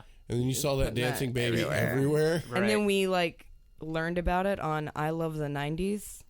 I do remember that. Those were fun shows. I do love the 90s. That's how I know about pop culture. In 2020, they're gonna do I Love the 2010s, and I'm gonna you're gonna see like 60-year-old comedians talking about how fucking weird the 2010s were and shit. It's gonna be Joe Rogan, pretty much. Yeah. All I could say though, to finish up with your music, I noticed that what you were trying to do. When we were taking our first bites out of our burgers, you're playing Modest Mouse. Yeah. And I was like, okay, you're playing like music and like songs that like are kind of like remnant to our friendship and stuff like that. And I thought it was just like really cool. It's like, okay, I understand what the fuck you're trying to do, man. That's really cool. That's the type of stuff that I always try and do when I'm with my friends or with my family. I know you're. So the listeners can't see this, but John's all doodling on his little pad, and he's just looking down. And he's got this little smile on his face because they're fucking good. Because he started writing "I Heart Nico" and his sea of fucking vaginas and eyeballs. It's and it's got JH plus NC. What is it? Okay, thank you. And a heart. Forever. 5 ever. 5 ever. That's what it says. So, what kind of stand-up comedy have you guys been listening to? Jim Norton. I've also been talking to him on Twitter. Oh, you have? Yeah, like direct message. Oh, yeah. Wow. What's he been saying? What are you saying to him? Yeah, it's more like, what am I saying to him, right? Because I just, the day I found out she was messaging with Jim Norton, I had just listened to the Joe Rogan episode. Yeah. Of him interviewing Jim. I was messaging him while I was listening to the message. Like I got a message from him, not I messaged him. I just tweeted at him. I was like, "Hey, listen to your new Netflix special, and I really, really understand you." Uh-huh. And so he messages me, and he's like, "Thanks. How do you understand me?" Not saying you don't, just wondering the context. Yeah. Which, if you watch Jim Norton's new special, Mouthful of Shame, I'm sure you're gonna want to fucking know the context too. And it was more like, it's kind of, I'm kind of a pervert too, but now I don't feel so bad about it, And then I was like, also, I heard Blair White talk about you, and I forgot to mention I like trans girls with penises as well. And he messaged back about that. Yeah. So are you guys like BFFs now? We're like BFFs, me and Jim Norton. It's great. She's friends with one celebrity, and she's like. And the thing they have in common more than one, is trannies with penises. Trans women. Trans women with penises. I mean, he says trannies. I try not to say tranny. So. Well, I mean, that's kind of the one thing me and Nico have in common too. You're both trannies. Nico's face right now. Anyways, I'm telling you, need to set up some cameras. Anyways, funny.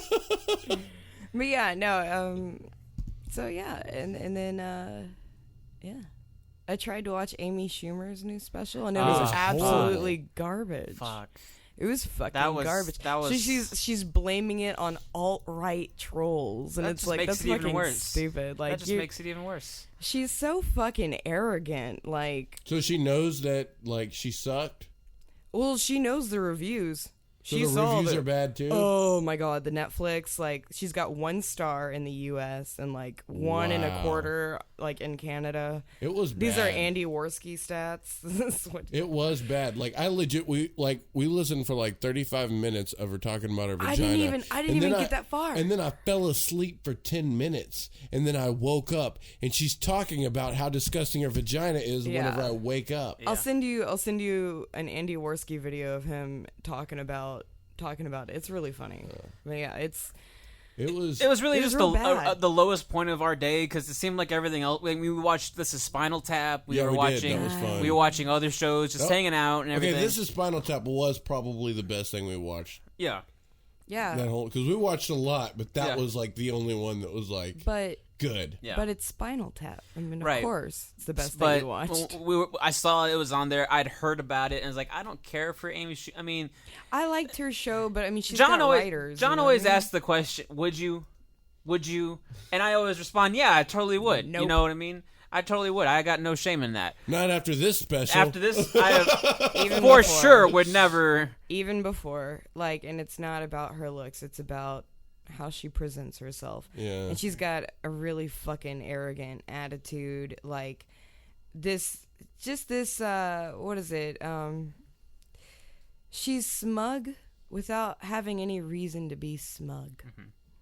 Which is the worst kind. I think I said it pretty well. Where she was like, "I'm slutty, guys. Look at me. Well, Isn't that crazy? Right. You know."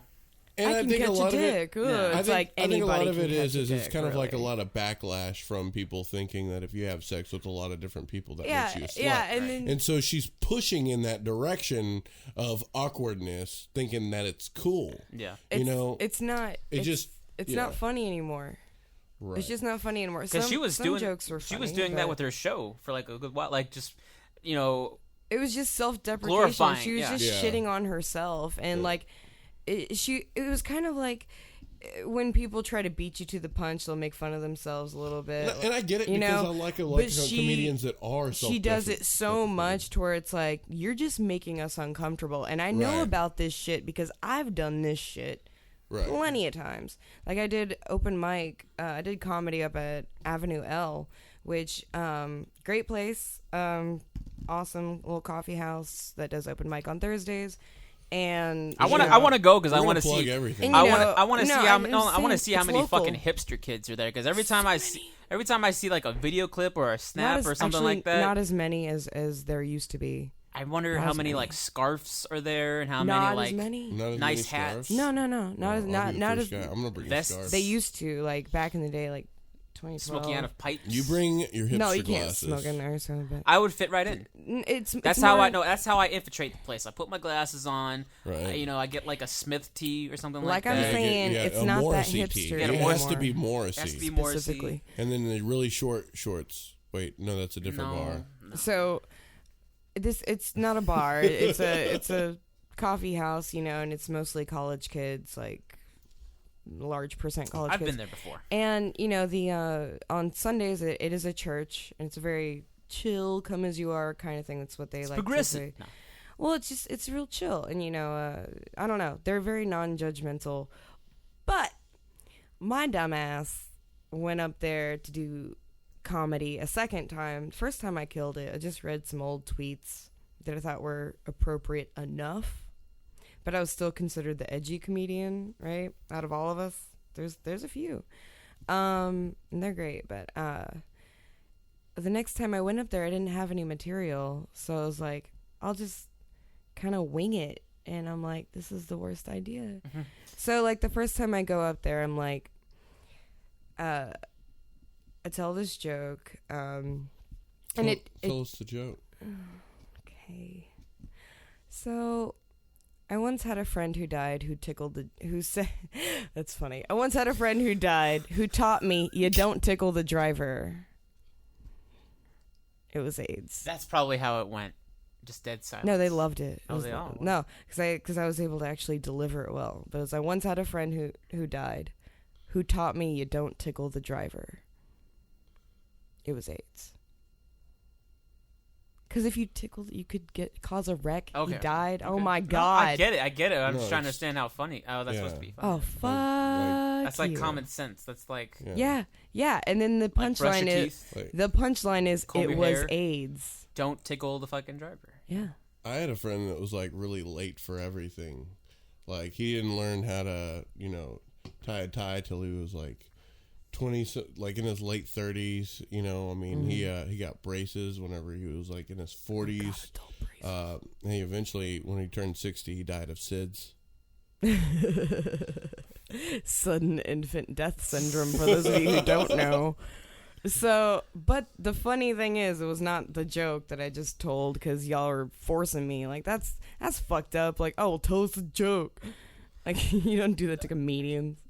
That's exactly what you No. do to Yeah, fucking that's- comedians. No, Yeah. So that's you're such a good dick you're good for move. jokes. You're a comedian, huh? Joke now. No, you. It's like the Hannibal Buress. If you find out somebody's a fucked up. comedian, you're like, so I've got a joke, and I want to tell it, and then you just deal with this awkward moment between you and a comedian.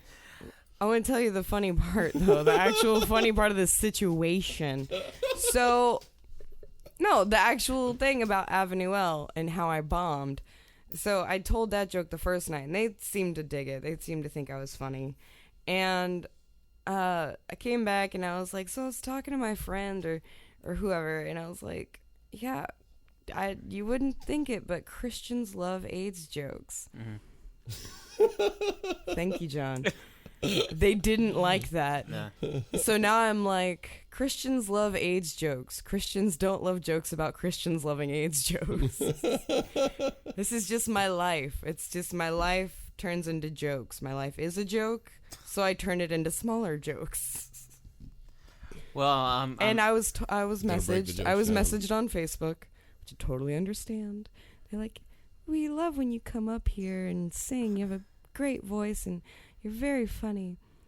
However, we've had some complaints about your material. I'm sorry, but that's a success. Or language. That's a success. that's a job well done in my book. Yeah. Man, I don't know. Maybe it wasn't offensive. Maybe it was just that it was so bad. No. There was worse. There was more. And it was just really, it was foot and mouth syndrome for sure. It was bad. But we're all supposed to flop. We have to fail, It would have been funny if somebody came on after you that was like way dirtier, but they all actually laughed.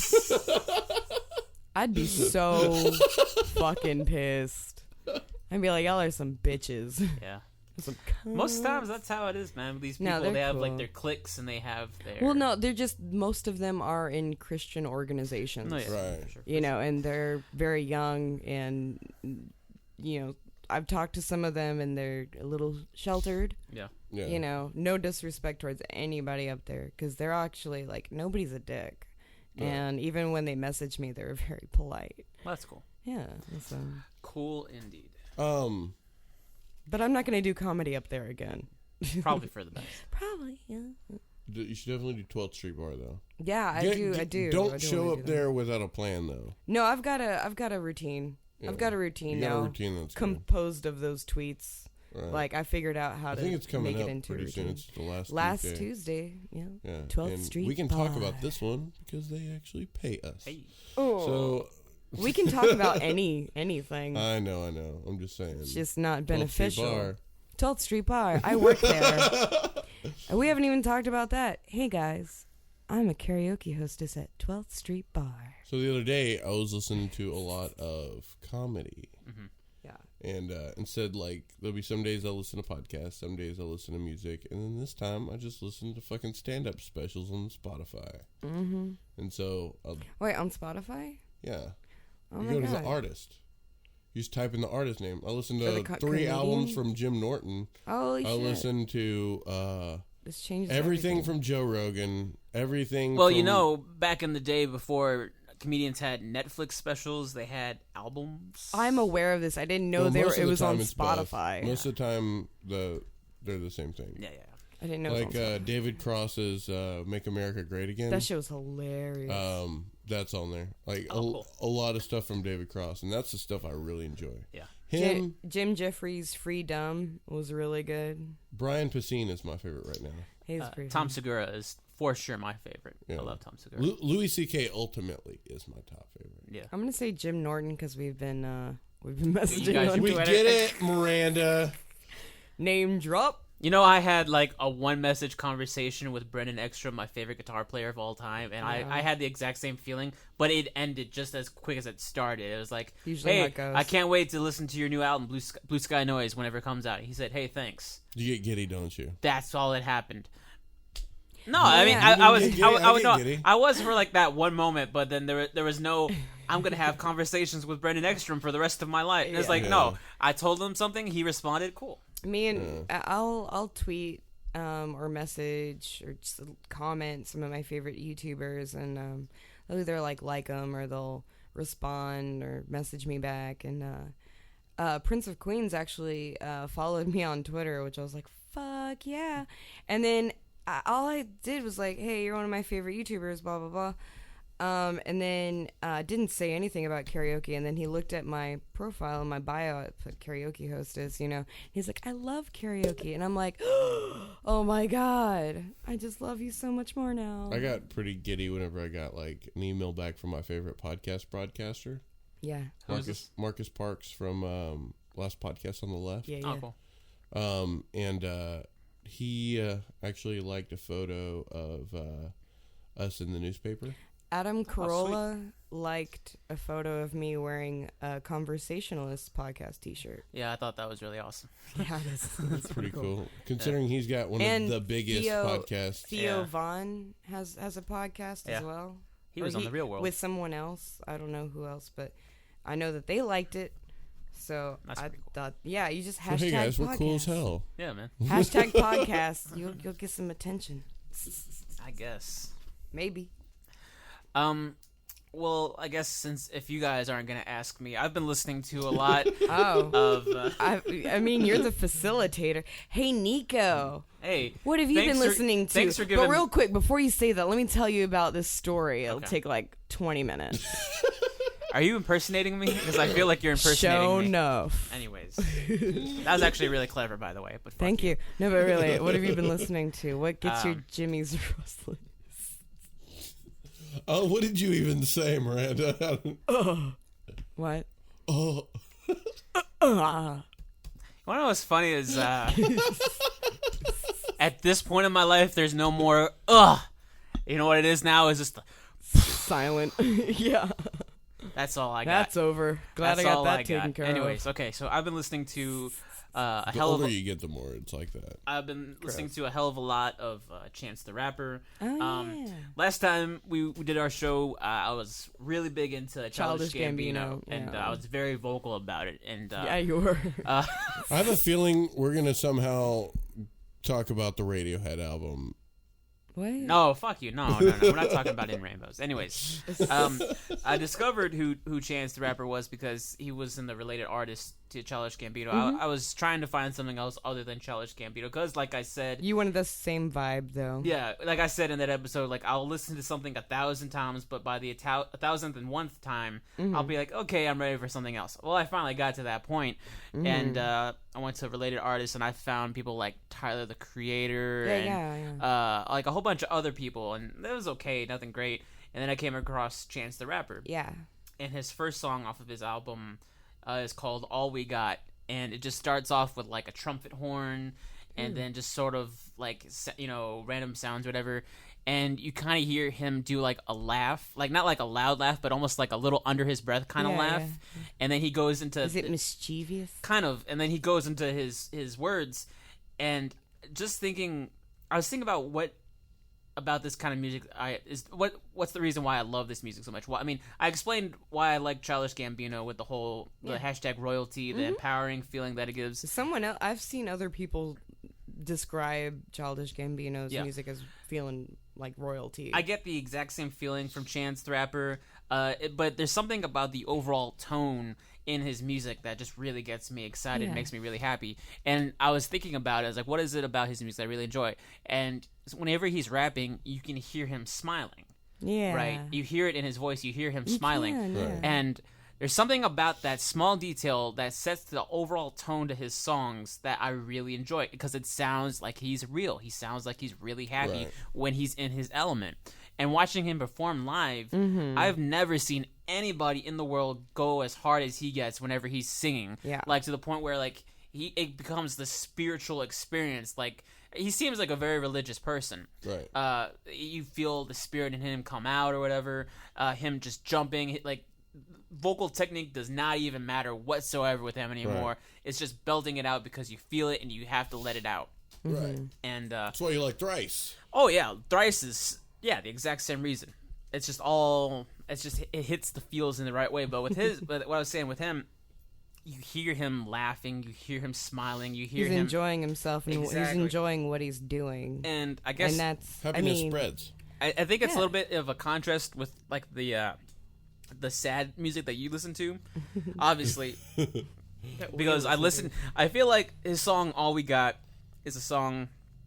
Like I imagine myself if I was to ever any reason be in a coma or in a hospital. Yeah. If you were to play this song, this would be the perfect way to bring me out of it because of like the energy, the overall feeling of it, the overall tone. Like it does something in a way like most music now has no way of doing to me. So You know what I mean? like if you're walking down the street or something, you're listening to Spotify and it's like in a playlist or whatever, and Yeah. it comes on, like there's gonna be some pep in your step.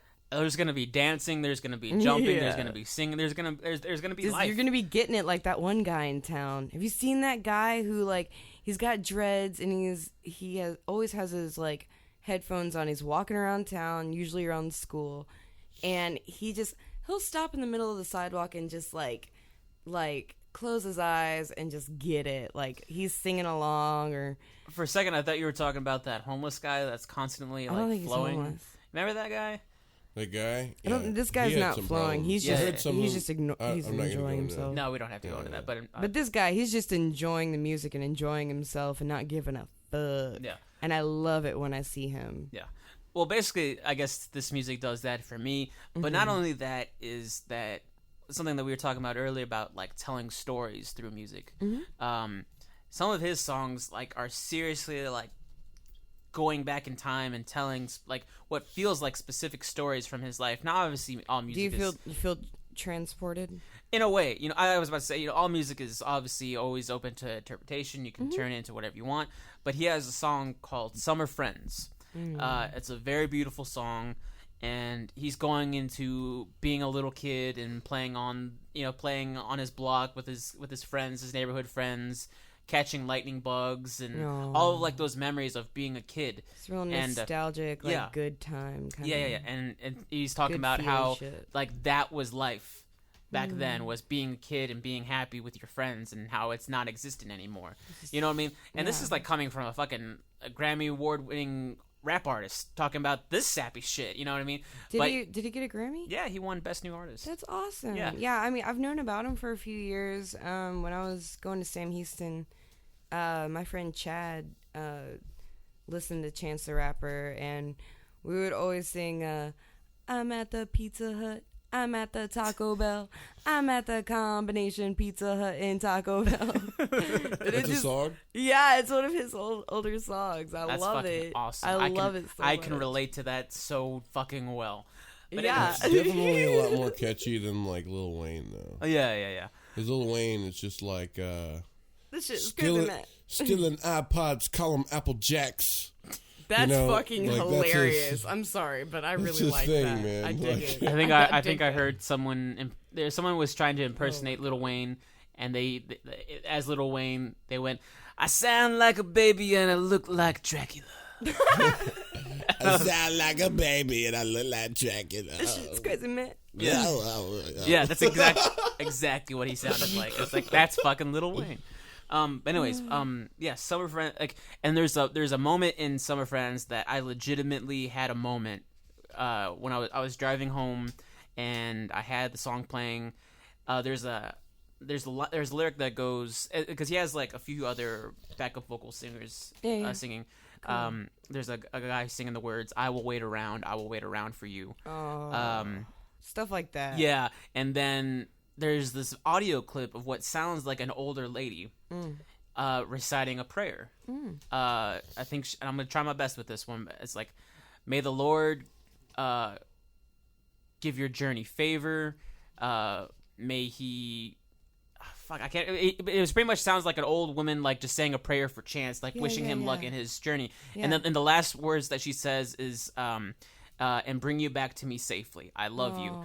And I heard this, and all I could see was my grandma. All I could see was my mom. All I could see was like I this, bet that's what what hit- exactly what he was trying to do, is just kind of convey that feminine, Safety. Yeah, and that's exactly Secure where my energy. head went to, is like that safe place, that place where you It's a don't mother's have bosom, don't you know, have Maternal. it's the don't have to safest worry place. and Yeah. sure, I mean, obviously it could have been his mother, it could have been his grandmother, but I was just thinking of the overall Right. feeling Well, of Maternal. Well, Yeah. when you hear an older woman speak like that, Mm-hmm. it is, even if they don't have children, it's maternal. Oh, sure. You know, like, I don't have children, but I have maternal instinct, like with my nieces and nephews, and just like my friends. Sometimes I get a little motherly, and it's just I don't know.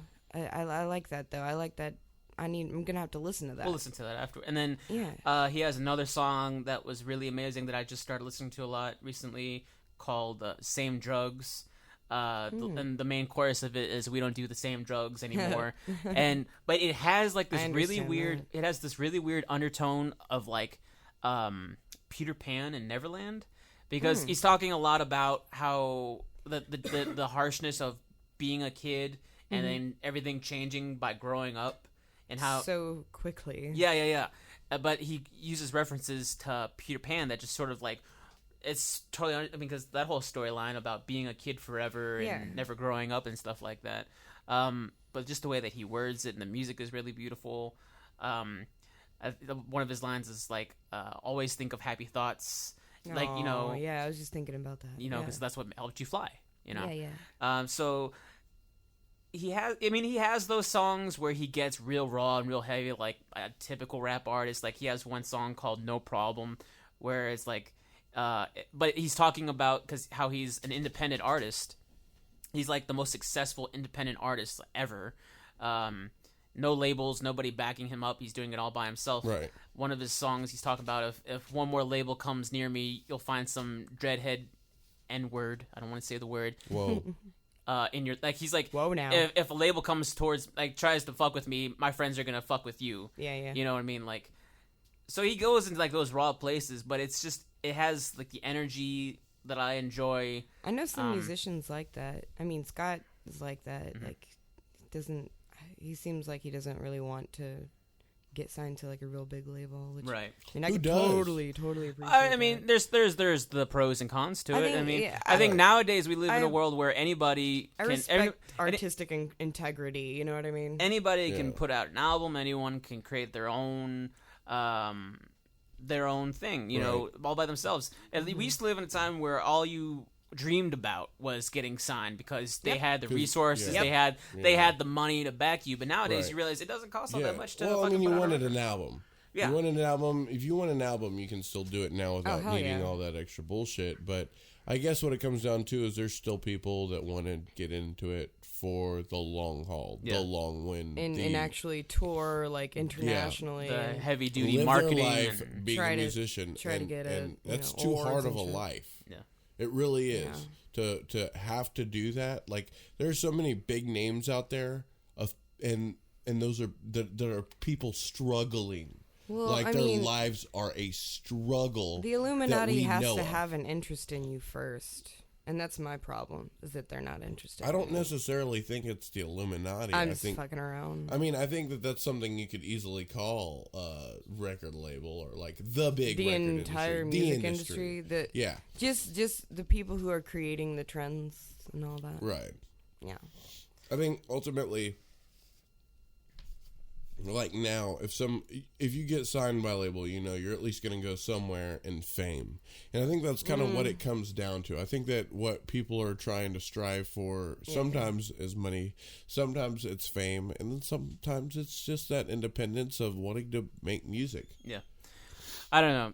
I think it's obviously changed a lot, and I think a lot of these artists that we're discovering who are completely independent and who are having such success, it's really putting labels and, making them shaking their boots, because it's like now we're realizing that people don't need us anymore. And it's also because of the how we have access to a lot Yeah, of things. It's the it is. accessibility of everything. Right. It's Now- also the like the fact that you can buy equipment easier as well to Well, make music. Also, another thing that makes the record labels shaking their boots is we can access every album right now.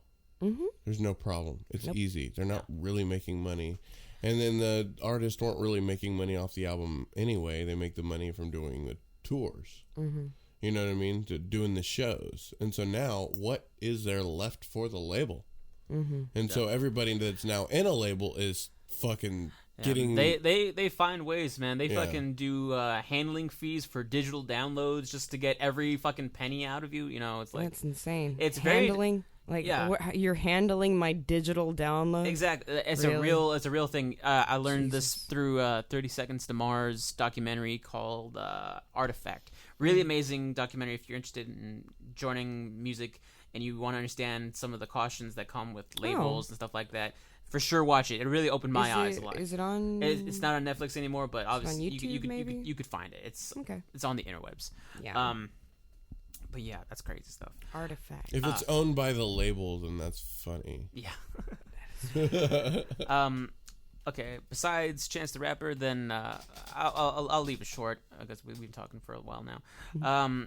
I've been listening to this song by the Lumineers called Ho Hey, which is kind of a weird name because I always thought it was Hey Ho, but you know, I'd be like Hey Ho. I'm pretty sure I've heard that. Ho Hey. It's been playing on the Buzz a lot lately. I don't listen to them. It's a very sweet song. I'll try and I'll read the lyrics right now. I've been trying to do it right. I've been living a lonely life. I've been sleeping here instead. I've been sleeping in my bed. So show me, family, all the blood that I would bleed. I don't know where I belong. I don't know where I went wrong, but I can write a song. I belong with you. You belong with me. You're my sweetheart. It's so catchy. It's so sweet. It's so... I belong with you. You belong with me. You're my sweetheart. Yeah. That sounded really good. Hey, man, we should start a band. No. But yeah, like it's just that right amount of sweetness that I enjoy in music, because I do enjoy sweet songs. I do enjoy love songs. This is where you and I differ. I know that, and that's totally okay. Yeah. Because I'm call it my Latino heat, or just the fact that I'm a romantic. I enjoy that sort of stuff. You know, that Edward Sharpe stuff is fucking sweet. Yo, yeah. That shit. Oh my Y'all god. are Actually, fucking gay. no. You want to know what's gay? Me and Nico walked into the Home Depot the other day because y'all aren't lesbians. My stepbrother built me our stepbrother, which is weird to say in the first place. I know, right? We never had built me a siblings. pedal board. Yes, and it's beautiful. I'm looking at it. And so we wanted to get some stain for it, and then I took Nico to Home Depot, and we were just talking about that band, and then Nico was going into detail about like when you see them live, like they're just so sweet, and like we were walking into Home Depot, and I had the song in my head, and I was like. I fanned my fucking chest, and I go, "Oh my god, stop!" When he was telling me how, I'm not even kidding. This really happened. What I was trying to explain, because it didn't seem like you didn't. It's like whenever you watch them perform, it's the song "Home," right, where there's like the whistling or whatever. I feel like this is making you uncomfortable, and I'm really enjoying it.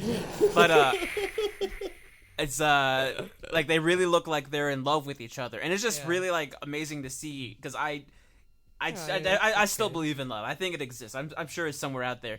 But whenever I see two people just so engulfed with each other like that, it's just like, oh my god, like this is like amazing. I'm still in my cynic.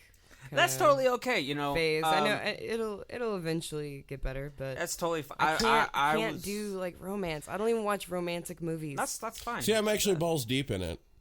Balls deep. Balls deep in what?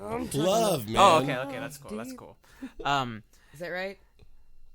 Is he balls deep? She doesn't seem at all enthused She's about not what balls he just deep. said. She's half balls deep in that one. Then. She's just the tip. Anyways, okay, this is getting off the rails. Anyways, but about that song. Was it ever on the rails? I enjoy the love and the sentiment that's put into those words, like you belong with me, I belong with you, you're my sweetheart, you know. You're a hopeless romantic. It's something to hold on to, you know what I mean? It's something to I don't know, just create a pleasant picture in your head, And Nico's actually a hopeful romantic.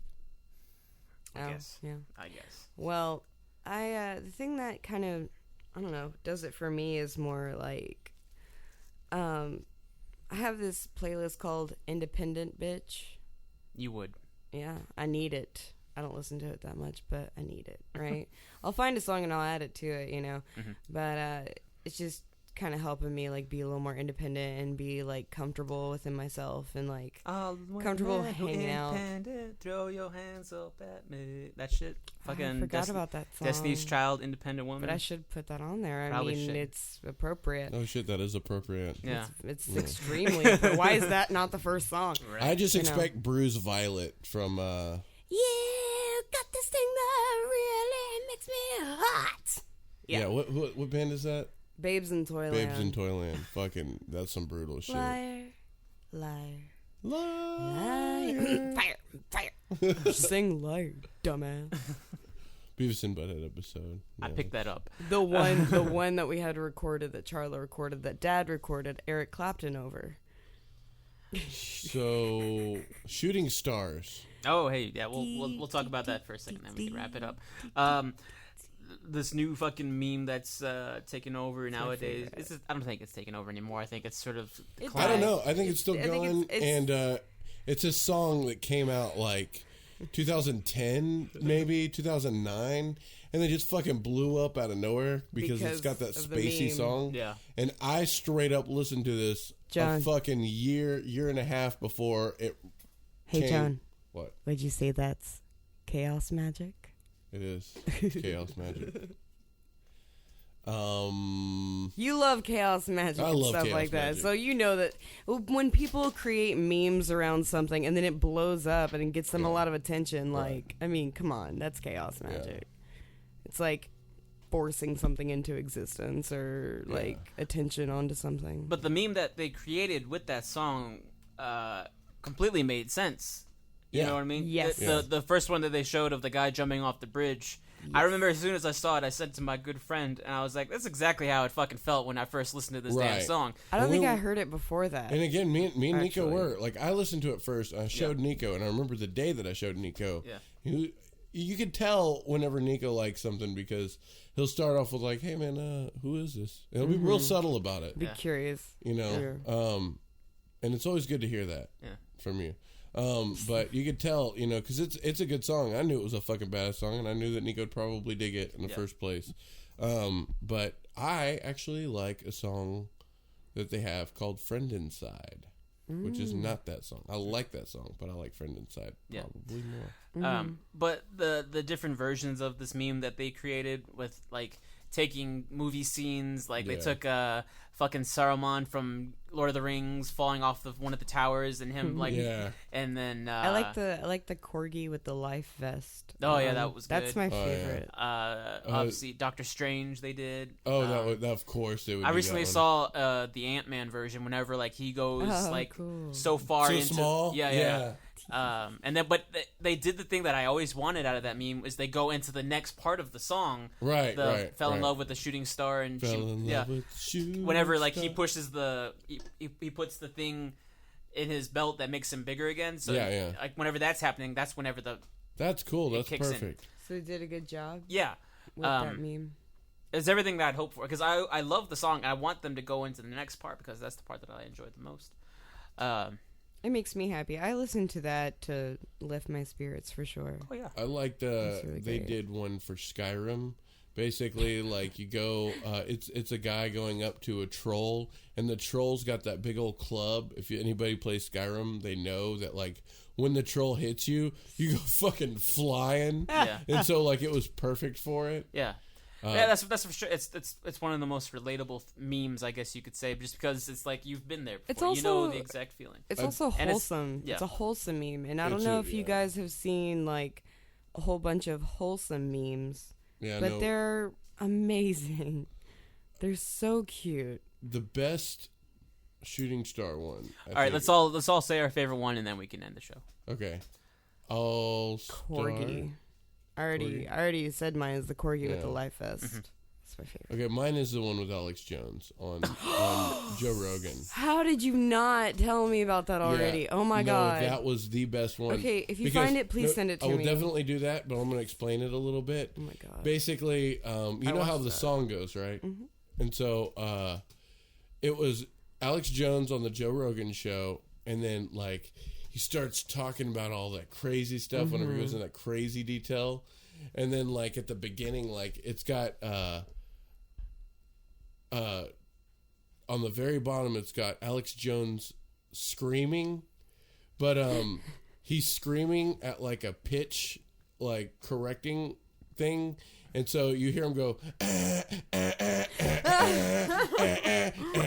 and then like throughout the song it just goes higher and higher like the actual song does. Did y'all see Barack Obama doing Starboy by The Weeknd? Not. Oh my god. It's so Have you funny. seen him do the Freak on the Leash from Korn? What? No.